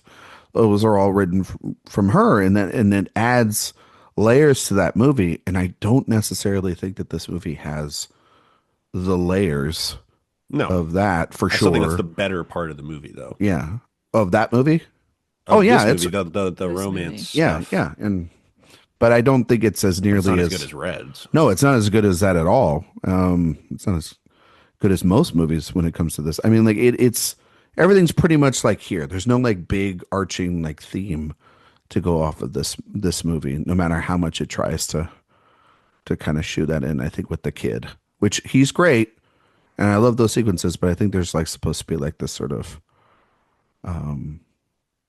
there's supposed to be something there, I think, and I think it's kind of missing. I don't know. Do you guys feel that with the kid? Story? Or I think just with the story in general, there's not much to it. What is Dick Tracy about? Yeah, what is it about? Other than just being about a comic book movie that's like for 5 cents. About anything? Yeah. No, well, no, I don't believe so. But you still, I don't know much about the comics, is why. But that has to be the difference, though, between a comic book and a movie. Right, a little bit sometimes. Sure, but the movie is trying to. There's a comic book you can read in like trying 2 minutes. to take Dick Tracy out of his dangerous life and settle him down with a wife and child. That's pretty much it's about a career obsessed guy trying to decide if he's willing to settle down. It's kind of what it's about. Yeah, which is where I don't think it really draws that like conclusion very well either.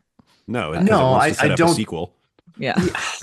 Sure, but we'll see that in about 10 years. Then you can always kill the wife. Then that becomes real kind I'm of always comic saying book that. lore. Then it really becomes a Christopher Nolan. Yeah, I was about to say. And then there you go. Get Christopher Nolan on the horn. I do think it was really going funny that Sean Young was originally cast as Tess Trueheart. But Sean Young, somebody who I think is a pretty terrible actress, and certainly has had issues about, wanting to play characters and it not turning out well for her.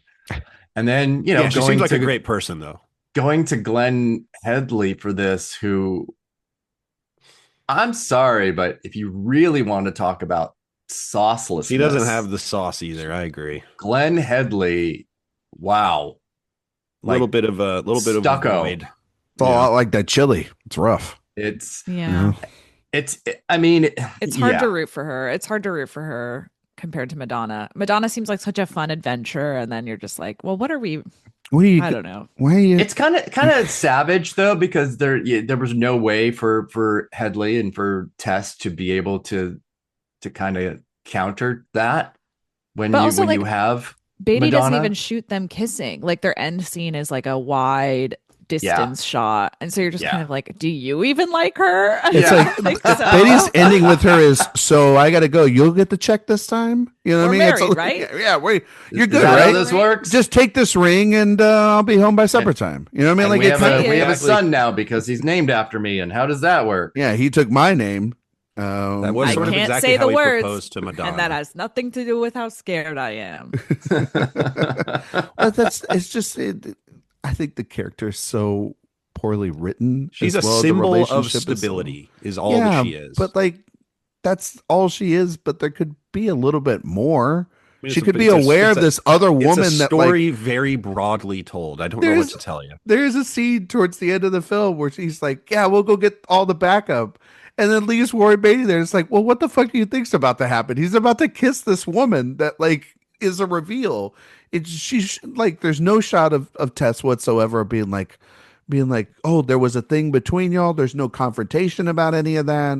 There's nothing to her other than, yeah, I'll be back to the play in about 20 minutes. There's like been a crime down the street. You're good here, right? You've got enough snacks, to take care of yourself until then. Like it feels very, it's such a poorly written character. It gives her nothing to do other than just wait by the door for him to come home. It's I was trying to yeah. figure out what I knew her from because I don't immediately have any sort of relationship There's a with thing her. called IMDb. You could Well, I know. I looked it up. Okay, cool. That's Don John's mom. Uh-huh. Oh, That's all. Is that Anyway. what you're okay? Oh, that's your takeaway? That's your Yeah, takeaway from this? Remember Don John? Wow. No. Yeah. What a picture. Remember that. That's Which a good one? movie. Which one was that? I That was think the one my with Joseph introduction- Gordon-Levitt, where he's Yes. obsessed with Julianne Moore. porn. Oh, In the it's the Scarlett it's the sex Johansson. addictive movie with Scarlett Yeah. Johansson. Oh, okay. I It's think my good. introduction to her was that she's Lindsay Lohan's mom in Confessions of a Teenage Drama Queen. Mm. Yes. Yes. I definitely go back further than that. And But that yes. girl was me. Like Dirty Rotten Scoundrels, I think. Okay. All right, Is Eric. probably Once again, putting the age card on the table. There you go. You're it's just all I better. have. You're just It's better than all us. I have. So, but yeah, it's a pretty poor character. And she's The- just not a The kid, compelling actress. yeah, the kid stuff, it does wane on me a little bit by the end. Oh, I love all the kid stuff. All of it. I think it's great. Like, oh, it's just fun. I'm gonna take your name. But even that, like, I to Jay and a little bit of Izzy's point, that moment where he pulls out the thing and he writes his name on there, I didn't buy any of that from Beatty. They were being like, oh, thanks, kid. Oh, like the sweet moment between the two. Didn't buy any of it. Didn't buy any of it. He was just like, for me, it felt like Beatty was just like, all right, cool. Anyway, next shot is this setup over here. He's so flat, man. He's just like, But that's no. See, I it's liked something- him in that scene. I liked I'm him in gonna- that scene. I'm going to push back against that because I don't Like- know. like- Some of like the I sentimental said, stuff I couldn't get into. settling down, having a wife and a kid is something that is being pushed on him. So when like that happens, I mean, yeah, he's like, that's cool. I'm touched by this, but he isn't there yet.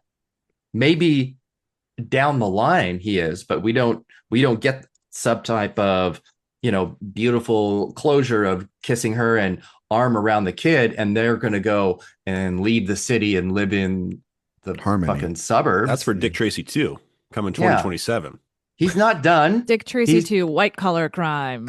Oh my Ooh, god, that'd be good. Oh, that would be really good. Who would be like who would be the woman that Dick Tracy, while Tess is at home, that who's the Madonna for the sequel? If they Annette here's- Bening. Annette No, Bening. here's the interesting twist of Dick Tracy too. We introduce multiverse. I mean, that's all the rage God- right now is God damn it. multiverses. Jay, And so he goes through various kind of white collar criminal other movies. So he goes to, I think, Wolf of Wall Wolf Street. of Wall Street. Yeah. Margot Robbie falls in love with him. And then him and Margot Robbie go to Wall Street. They go to Margin Call. They go to all of our favorite stock market go to the movies. Big Short. Yeah, it'd be great. Oh my God, that's actually probably better than any idea because It would be better than No, I love Margot Space Jam Robbie's too. last multiverse movie, A Big, Bold, Beautiful Journey. I'll tell you that much. I mean, Jay, did I tell? I didn't tell you that. So you told me. So Jay the other day told last week said Big Bold Beautiful Journey was, in your words, garbage. Stinky. Okay, thank you. And literally, I got it in an email because, or not an email. I got it in a package sent from the studio, a Blu-ray copy of A Big Bold Beautiful Journey, and send that to me. The next day, it's your stocking stuffer this year. Yeah, and I'm scared to watch it. It's sitting on the shelf, and I'm scared. I love both of those actors so much, but man, yeah. But and I think Kogonada's still got the good. I think your answer is kind of correct. That Margot Robbie would be the studio choice. No, that would be Warren Beatty's choice. No, that would be Warren Beatty's choice. I'm surprised you're not just saying like his choice would be like Sydney Sweeney. Yeah. Eric's like, that's not his vibe though. Are you kidding me? No, I'm just. That's not his vibe. I don't think that's his vibe either. No, he likes really smart girls. Yeah, that's true. He'd rather go for Elizabeth Holmes and like into that multiverse. Oh, that would be fun. Jesus. Dick Tracy arrests Elizabeth Anne Hathaway. Holmes. Exactly. Elizabeth Holmes as the villain of the Dick Tracy 2. And they go off into the sunset/jail together. Okay, I think Eric just made your pitch a hell of a lot better, and that can go straight to a streaming service.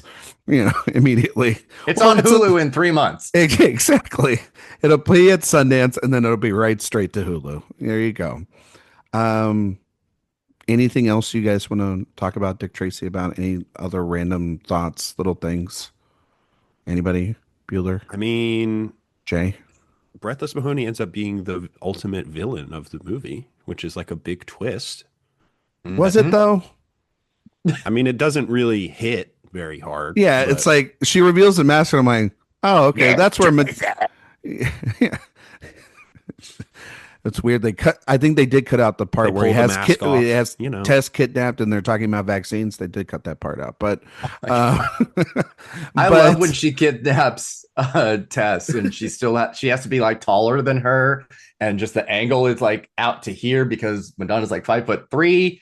I love that. Did they use a body double at all, or was it? Kind of feels like they did. Yeah. They should. I assumed that they did. I would have loved to know that Madonna actually did those scenes, but I kind of feel like they I did really doubt it. I doubt all of her little stunts. Yeah, there's the one shot of the bridge. The mask without the hat on is freaky as fuck too. When it just has like the little nostrils. It looks like a horror. Character. It looks very like Lynchian almost. Yeah, it looks disgusting. Honestly, like what if you had no face? I don't know. It just looks like a finger or a thumb. Oh my god. Okay. Well, remember Thumb Wars? Don't start. Oh my god. Don't stop. Oh, that was I remember the thumbs in what is it, Spy Kids 3? Oh yeah. Oh, the thumbs. Mm-hmm. Yeah, thumbs. That's what she looked like. Yeah. There's a shot at a bridge that is basically a copy paste of Vertigo. Sure. That's all I got. That's all you got. I don't know. You're adding a lot of context to this episode. That's really wonderful. Thanks, man. Again, you know, Greta Van Fleet score. Lift. You know what? That Greta Van Fleet. What is wrong with you? A lot of things today. I'm throwing out some heaters. No, can't help it. Is it? Is it though? I don't know. Eric's so mad at me. He's very mad at you because you're saying silly, stupid shit. Jay. Yeah. Before we get out of here. Yeah, since we haven't been able to talk about this part, I've been biting my tongue this whole goddamn time. We're going to test your award season knowledge based on the film we just reviewed, Dick Tracy, in a segment we like to call It's an Honor to Get Nominated. Now, Jay, you were very good on this segment. Now, Izzy and Erik, of course, I know you guys know about the Oscar nominations, but clearly our number one awards expert here, Jay Ledbetter, does not. So, Warren Beatty, pretty good, successful track record so far with the Academy Awards. People like him. People like him. He's a likable guy. What can you say? People love working with him. They love working with him. Jay. Especially writers. Yeah, he goes through writers like he does women, it seems like. Jay, what Oscars was Dick Tracy, if they were nominated for anything. What were they nominated for? And did any of them win? Okay. So the one thing I did know coming into this was that Pacino was nominated for this. That is correct. And I am going to assume that this had to have gotten a lot of below the line stuff. So I mean, I'm going to throw you in. can assume. I'm going to guess it got makeup. Surely. Makeup and hairstyling. It did. I'm going to guess they got the Stooms. What was that? Stooms? Yeah, Stooms. As we also call it here on the show, costumes. Yes, correct. We call them the Stooms. That is correct. Did it get a song or two? Okay. Well, which one is it? A song or know. two? Oh, well, I guess I'll say one song. And which song? Oh, I have no idea. Nah, that's no. No, we're not going to give you credit for the that. song list. That's not good enough, Jay. That's not good enough. I do worry sometimes that this show. You don't remember a single song? Didn't you just watch it? I did watch it. There was the Madonna song and the other Madonna song. I don't remember what they were called. I think that goes to Izzy's comment that this is the lower tier Sondheim for memorability. Yeah, look, you guys were talking about musical theater earlier, and you might as well have been talking about like Albanian politics. I was like, yes, okay. We get it, Jay. You're not gay. Just just say it out loud. Whatever. All right, I'll just give you that a song was nominated. Yes, correct. All right, so you've got 3 so far. Okay. Or 4. 4. 4. Okay, what else could have been nominated for? Oh man, editing? No. Should have been. Are there more? Sure. Oh, production design, surely. Yeah, it was just art direction at the time. Okay. I'll give him credit for that one. I'll give you a hint. You got 2 more. Just generally, sometimes ones just get sound. Sometimes they just get sound. That's correct. People like the text. Now, Jay, what is the category? We've done this now for one that I literally 100 cinematography. Yes, we've done this 100, close to 40 episodes. That's like one of my plus. favorite categories. And it's your favorite category, and it's the one where we're like, hey, this movie looks visually beautiful, and you're like, oh fuck, what is that category again? And I get all the design elements, but never the camera. Now, I mean, cinema's right there in the name. Izzy and Erik, which ones did it win? Well, that's easy. Well, it won art direction, right? That's correct. Yes, and it won for original song. Yeah, Sooner or later, I always get my man. Great montage, the best montage in the film. That's a good montage. Yeah, it's actually a good name when it ends for the song. on Beatty with the gun. Absolutely perfect montage. And also it won one more. Izzy, you remember? No, I don't know. It won the makeup. It won the makeup. Oh well, that makes sense. There you go. There you go. Is it still called art direction or is it production design now? I always say production design. I do too, but I don't know. It changes all the time. I mean, at this time, it was only makeup. Hairstyling was not a part of it. Yeah. But art direction and production design. Well, art decoration, set decoration. Yeah. Is officially what it was called. Yes. And then they've kind of gone back and forth. And now both are still winners. When you win for production design, the set decorator also wins. So it's production design all encompassing in it. Yeah. All right, whatever. That sounds so enthusiastic. You sound so like you asked the question and then you're like, I don't give a shit. Like, fucking thing, this was obviously Erik's favorite Best Picture winner. This was the year of Dances with Wolves. This is Dances with Wolves. Yeah. Fucking disgusting.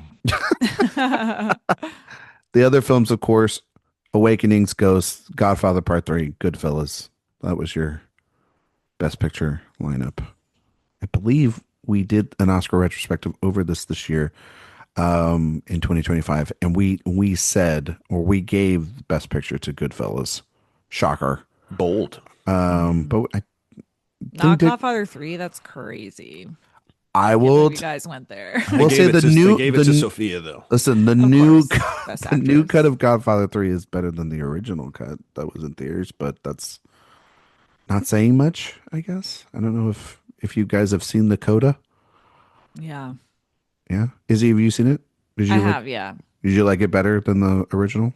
or is it still same problems? I mean, they're like the same to me, to be honest. Okay. It's like I a think punch it in the makes it stomach like is better than a punch in slightly the less face. confusing, maybe. I think so. And I think there's just like less of the Andy Garcia, Sofia Coppola narrative in Right. the coda, which is fine by me. Yeah. It makes it just more about Michael, which is better, but still there were choices that were made.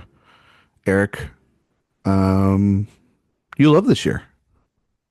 It's a great 90? Oscar year. Yeah, it's a great Oscar year. I hate this year Why do you hate it so much? because Dances with Wolves is terrible. It's a pretty Yeah. great Best Actress lineup, though. And so is Awakening. Not a big fan. Yeah, I'm cool with Best Actress, of course. That's one of the better ones. Kathy Bates, Misery, Angelica Mhm. Houston, The Grifters, Julia Roberts, Yep. Pretty Woman, Joanne Woodward, Mr. Mitch's Bridge, Mhm. and Meryl Streep, Postcards from the Edge. It's a stellar lineup. There's not a bad movie in there. There's not a bad performance in there. That's got to be up there on the better ones. Yeah. And Kathy Bates, Misery, great win. R.I.P. R.I.P. Yep. Rob Reiner. Yeah. Yeah. No, I was like, did I miss Kathy Bates dying? Oh my God! No. No, Oh my don't God. do it on this show. No, I Oh. did make that too vague. I'm sorry. No, it's okay. gosh. Our parents need Wow. like 6 more seasons of Matlock. That can't happen. Um, what else would you guys have nominated this for other things inside this year? Would you replace people? Eric, would you have nominated Madonna in supporting actress? I would not have nominated Madonna in supporting actress. Wow. I definitely would have had another song, and it would have been "What Can You Lose." Okay. I would have definitely put editing in as well. Directing, clearly. Editing Best was Picture, yes. Editing was Dances with Wolves, Ghosts, Godfather 3, Goodfellas, The Hunt for Red October. So Shut what up. would I take out? What would I take out? I was Shut going up, to say Ro- everything with Dances with Wolves. Eric is just going to. Yeah, I would take out Dick Tracy in there. everything. Yeah, everything from Dances with Wolves would go. Izzy is Honestly. a No, actually, Godfather 3 should leave here. Is he a Dances with Wolves video coming anytime soon on the channel? I mean, it's my most demanded video, so The people have spoken. the people clamor for Dances with Wolves. I'll fund it. Glamour. Let's Glamour go. for the glamour. I'll fund it. Yeah, That's what I want to. Just Izzy I talking mean, I about, appreciate about that, Costner for 45 minutes. that Like, Dick Tracy was the second most nominated film of the yes, year. it was. I appreciate that. That's kind of then shocking that They it did didn't really make it. good by it. Yeah, but I was then just shocked that they said screenplay, picture, director, and actor. The thing that he's gotten on his last 2 films, they were just like, no, thank you. We're not nominating you this time. We're No, they nominating were everybody they were else." never going to do it for a comic book at this stage. That took a lot longer. No, but really he had did. got nominated for Heaven Can Wait and Reds. He got nominated for 4 apiece. So he was an 8-time nominee, 1-time winner. Oh, I know. And So it's The 4 Bradley or Cooper 0. of it all. yeah. You get So- 4-0. What's going on with Horizon 2? Where are we at there? Wow. You really want You know you really what? why don't you read the news? We were in such a good place, Jay. Jay, you know why we're not getting Horizon 2, right? Because the first one not only was a financial disaster, but then all the stuff behind the scenes with Costner and the allegations and all that stuff. Well, Yeah. yeah, it's coming. You think so? Yeah, it's coming.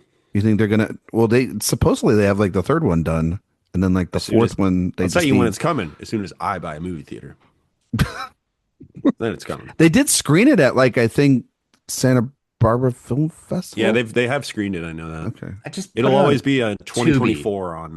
Well, Warner Brothers owns it. They can just put it Letterboxd. on their streaming platform whenever they want. And Well, Netflix owns it, so Yeah, I Oh, think there that's are true. rights Oh. issues. do they own it? well they Not they yet. I'm Not sure yet. they will. I'm sure they will. I can hear the footsteps of David Ellison a mile away. Then it'll happen. I don't own it just yet.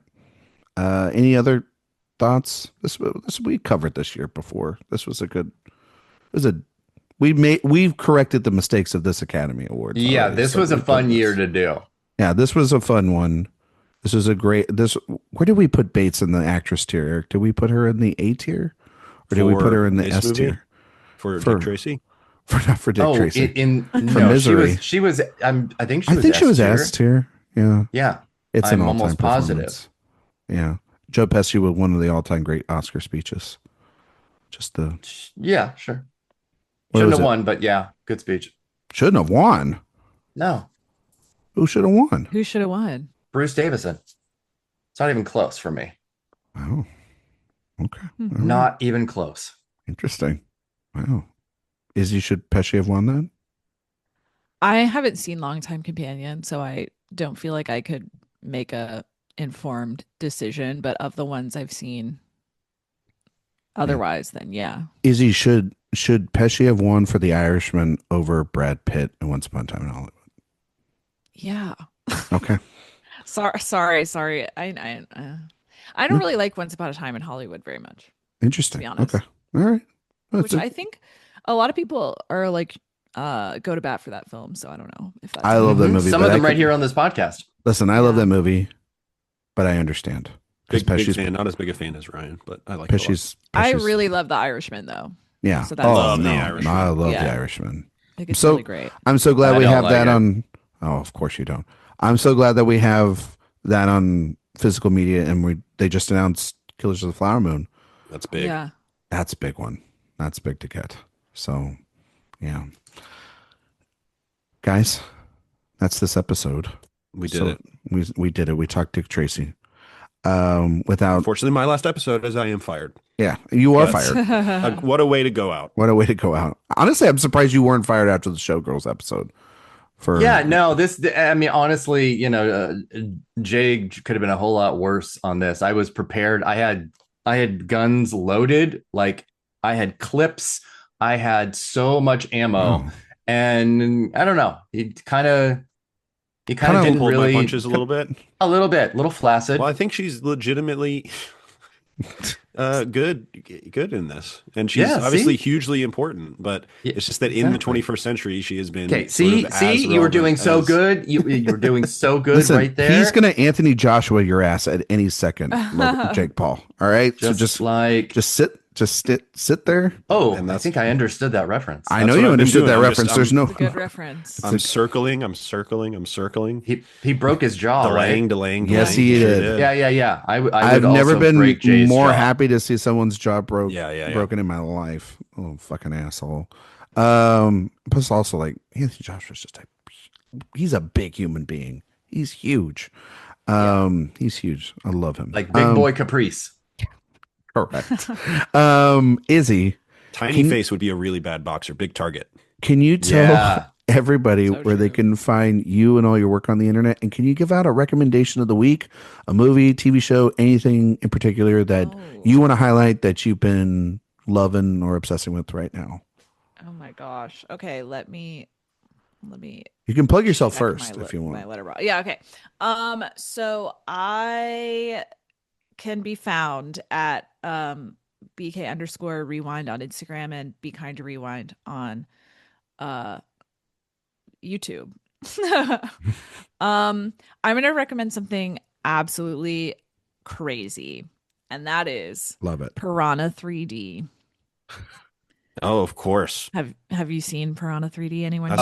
Jerry O'Connell, of course. I just saw it. I think it's the funniest thing I've ever seen. Did you watch it in 3D? Like at home? But that makes it better. It makes it even better because when you can tell when it's supposed to be 3D and it's not. Yeah, hilarious. Well, that means if you love it without the 3D, that means it's really good. Because then you know what I mean. Because it's barely a film. Yeah, it's barely a film. But if you can sit through it without the gimmick of 3D, then it's shocking. It's extremely early 2000s, just like the worst parts of like American culture made into a Jaws-esque film, but about piranhas in a lake in Arizona. Hilarious. Now I got to. That director did make Crawl, which is a film I like quite a bit. That is a good movie. Yeah. What about? Are you going to check out Piranha 3 Double D? I feel like Piranha 3D is Piranha 3 Double D. That is. Is Sydney Sweeney in that one? Oh my God, Erik! Jesus Christ! I mean, that is honestly a fair question to ask. I'm not. The conceit is, how can we kill people in the funniest way we can, at like a Girls Gone Wild shoot on spring break. It's so dumb. Sounds like we should get at least one of those a year. I had a great time. Yeah. Talk about movies that don't get made anymore. We just don't make cinema. Didn't that I want to make it clear. A boatload of money? 3 Double D is a movie. Like that. It really is? An actual movie. Yeah, that's a sequel to Piranha 3D. Oh, wow. That's what I'm saying. Yeah. Okay. Who directed that one, Jay? That appears to have been John Gulager. Okay. Any notable? Gulager. That's John Gulager. Here's what I want to say, though. I'm recommending this not as like a cinephile. Do you know what I mean? I'm not saying this is like you're going to be watching cinema. It's got your stamp of approval there. It's cinema. Right? I'm saying it's like, go into it with a John Waters mindset. Okay. For sure. John Gulager, that was from Project Greenlight. Oh, really? Yes. Okay. Which was actually a really, really cool series. It was a cool series.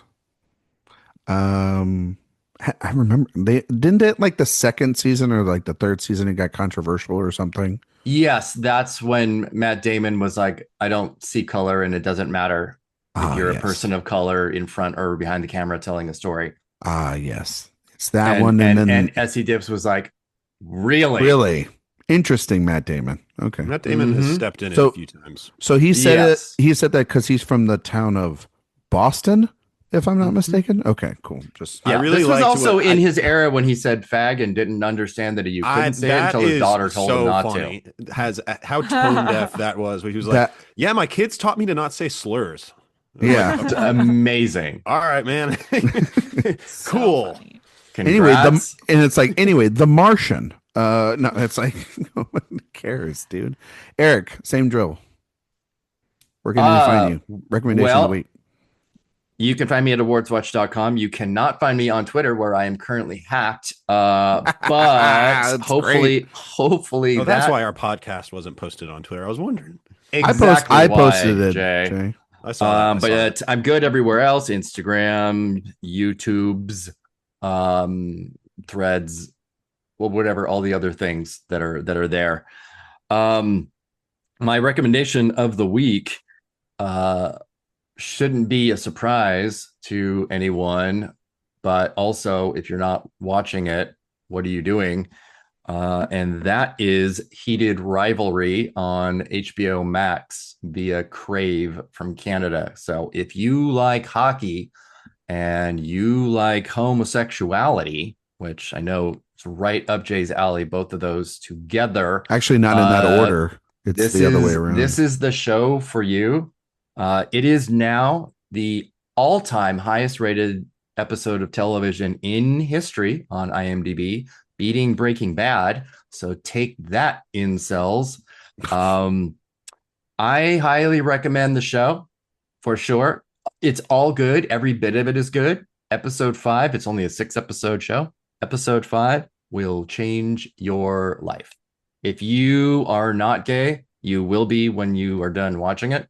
And if you are, it will really kind of just make you as happy as you can possibly ever thought that you could be.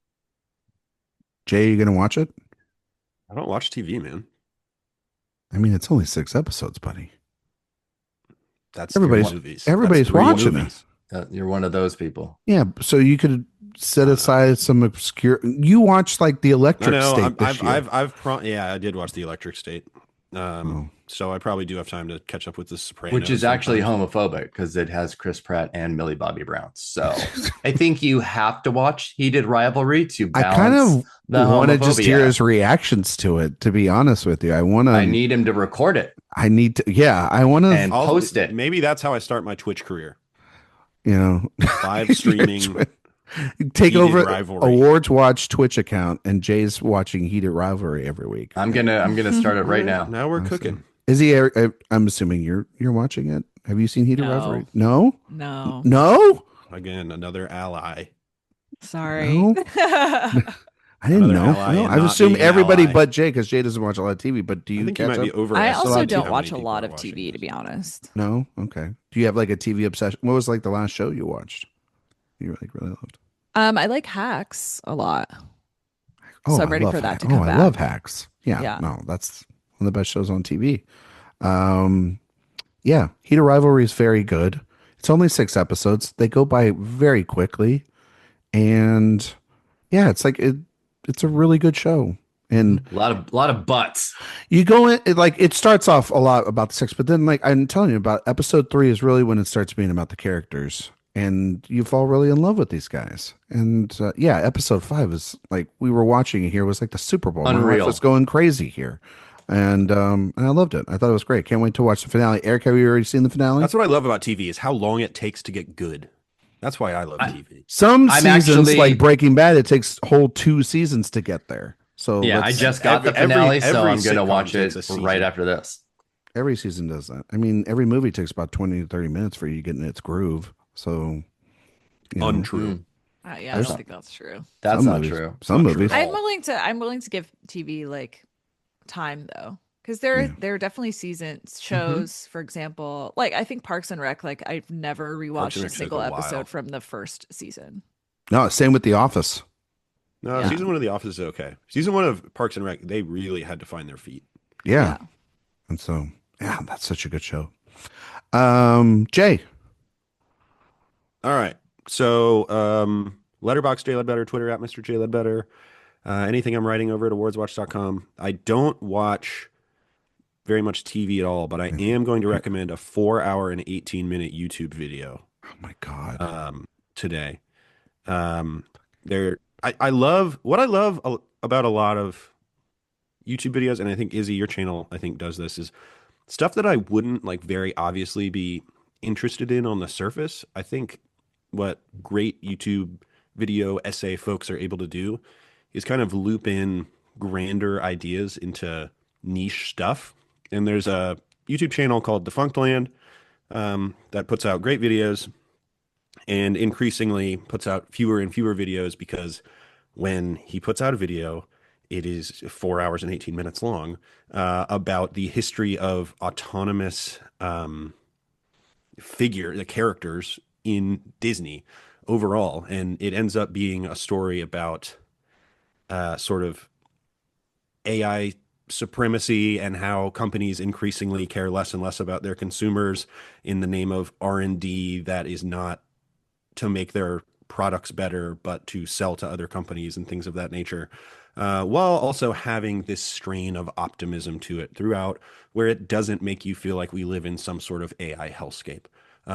Really in-depth, really thorough, had a great time with all 4 hours and 18 minutes of it over the course of a few sittings. Didn't have 4 hours to kill consecutively with a 3-year-old running around the house, but I really love Defunctland's videos, and this is another kind of triumph from them. So check that out. That's 2 movies, though. I love Yeah, but it's Defunctland awesome. too. He's really good. Yeah, I know. I was just giving him some medicine back about TV. it's a that's great, all. like, honestly, you need to, I gotta check it out. kind of like separate the YouTube of it all and just be like, it's a 4-hour documentary and it's really well researched and thoughtful and watchable and funny and great. So check it out. Do you need to like watch it, or can you just like? I like to like when I like to put on like podcasts or things like that when I'm You can when kind I'm of treat it cleaning. that way, I think. Yeah. Okay. Yeah. All right. That's Well, like I rewatched the Jenny Nicholson like Pandora or Avatar video all the time, and the Star Wars Hotel That Star Wars video. Hotel one is Incredible. Star Wars Hotel. No, You Yeah. don't remember the Not- Star Wars Hotel? No, I don't. But now, See, this is it. Like, I don't really care about theme parks, but gotta these tell you. parks Either. are crazy. I never go, but she makes Yeah. them so interesting. okay. Now you've hooked me on it. Now I'm gonna watch these videos later this afternoon. You can find me on Twitter, Instagram, Letterboxd, Blue Sky at Ryan McQuade 77. You can find all my work at awardswatch.com. Editors podcasts, we have them up on the main feed. Main show podcasts, we have that up on the main feed. Those are on Mondays and sometimes during the week. iTunes, Spotify, 5-star reviews, greatly appreciate it. While we're on the website, please sign up for the newsletter. It's the best place to get all of our news, reviews, interviews, podcasts sent to you all at once. Eric puts those together twice a week. Greatly appreciate it if you sign up for that. My recommendation of the week. Oh, it's been so tough to like watch a bunch of stuff. I mean, so we watched. We did our annual watch of the original How The Grinch Stole Christmas, which was wonderful. And then the other night, my wife was like, let's watch something else. And so we watched, I guess, Christmas adjacent, because there's always Christmas stuff in his movies. We watched Shane Black's Kiss Kiss Bang Bang. She had never seen it. She had never seen the film. And so we put it on and had a great time with it. And just got to say, I fucking miss Val Kilmer. He's so good in that movie. Downey's great. So is Michelle Monaghan. But really, it's like Kilmer's absolutely killer in that movie. Yep. And I didn't catch the new Shane Black film, the Play Dirty? Parker or Play Dirty. Yeah, it's like one of the like based off the Parker novels. It's okay. Is it okay? That's kind of Isn't bummed. that Mark Wahlberg? Yeah, it's Wahlberg and Lakeith Stanfield, right? Yeah, that's why I haven't seen it. Yeah, well, you're just a big Lakeith Stanfield. It's okay. Shane Black can sometimes get bogged down with like digital effect stuff where it's like all that we really care about is these people talking to each other. Quit throwing in mediocre set pieces, and that movie has too many of those. Yeah, but this one absolutely slaps, and she loves The Nice Guys, and she really liked this one. She's Nice still Guys rips. She's still a big Nice Guys defender, though. She loves Shane that Black, a movie. Christmas king. He really is. It's between that and then the Nice Guys have like a Christmas angle to it as well, and The very end of the film, it's Christmas. yeah, and there's always a Christmas angle to it, which is kind of cool. Play Dirty has Christmas stuff in it too. Oh, really? Okay. And it wouldn't be a Shane Black movie if it didn't have some Christmas stuff in it, honestly. Correct. But Kiss Kiss Bang Bang, you can buy it, stream it, however you need to. Still a solid movie, and yeah, go out there and watch it. Next week we will be back.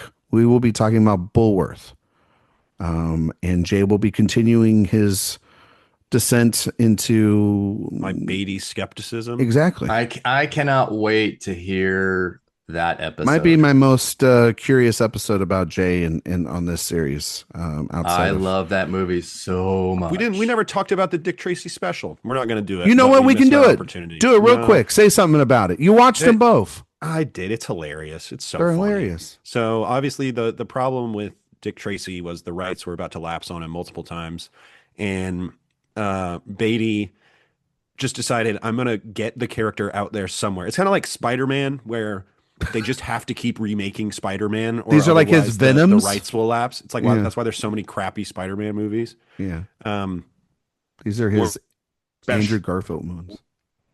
interviewed by Wow. Leonard Maltin as Dick Tracy, talking about his experiences working with Warren Beatty on Dick Tracy. And he, like takes jabs at himself, like, oh, Warren Beatty, probably my least favorite person who's ever portrayed me in a movie. It's insane and crazy. And then he did another one 14 years later in 2013. By the way, that first one was shot by Emmanuel Lubezki very shortly after he shot The Tree of Life. So that is crazy. And then in 2023, they did another one called Tracy Zooms In, as in a Zoom call. I remember this. This one is hosted by Ben Mankiewicz as well as Leonard Maltin. Maltin getting significantly older, so Mankiewicz kind of took the reins on this one. And this one makes it, like, the effort that they put into this one makes the first one look like Cleopatra. Like, it's insane. It's a still shot of a TV with a Zoom call on it. And it's Warren Beatty as Dick Tracy saying that he really laments how unseriously Warren Beatty treated the story of Dick Tracy, because justice is nothing to take lightly. And they haven't talked in a while because Warren Beatty stood Dick Tracy up at a lunch. And then the crazy part is, at the end of this one, there's like a really sincere monologue that Dick Tracy gives about the collaborative nature of film and like the idea of how you represent stories on screen in a stylistic or naturalistic way, and which is better, and blah, blah, blah, blah, blah. The same kind of push and pull that I brought up earlier in this episode. And then it ends with Warren Beatty and Dick Tracy superimposed together having lunch as they start to maybe write a sequel. So they're crazy. So Nothing it's like basically them. the Alto Kings. God bless him. Yeah. Alto Knights. Thank you very much. That's what I meant. Alto Knights. They're crazy. Check them out. They're both like 30 minutes. They spend about 10 minutes in each of them just monologuing about the history of Dick Tracy, and then it's basically a clip show. The first 10 minutes of the second one is Ben Mankiewicz watching the first one and commenting on it. It's heinous. It's actually it's so weirder than Kevin Spacey's Christmas. Let me be frank. I was just going to ask about this. It's really the same thing. I miss him, man. It's that time of year. You miss him? Whoa! What the fuck? I miss those. Those were always a delight. Too late now, Jay. Too late. We're not taking it out of the video. On the record. Flip it. Put it on Put Twitch. It on the TikTok. You know what I mean? No, I did not get time to watch the Dick Tracy specials, I guess is what you can call them. Yeah. I've only seen clips online, but I just see an old man, Warren Beatty in that yellow coat, and it's just the most hilarious image on the planet. It really is. It's the thing you got to do to keep your rights. You know, it's just very, very funny. Whatever funny. Works. I mean, who could he hand it over to that would be the equivalent? Diana Nyad herself. There you go. Annette Bening's directorial debut. There you go. We will be back next week to talk about Bulworth. Thank you all so much for listening. We'll see you all next time.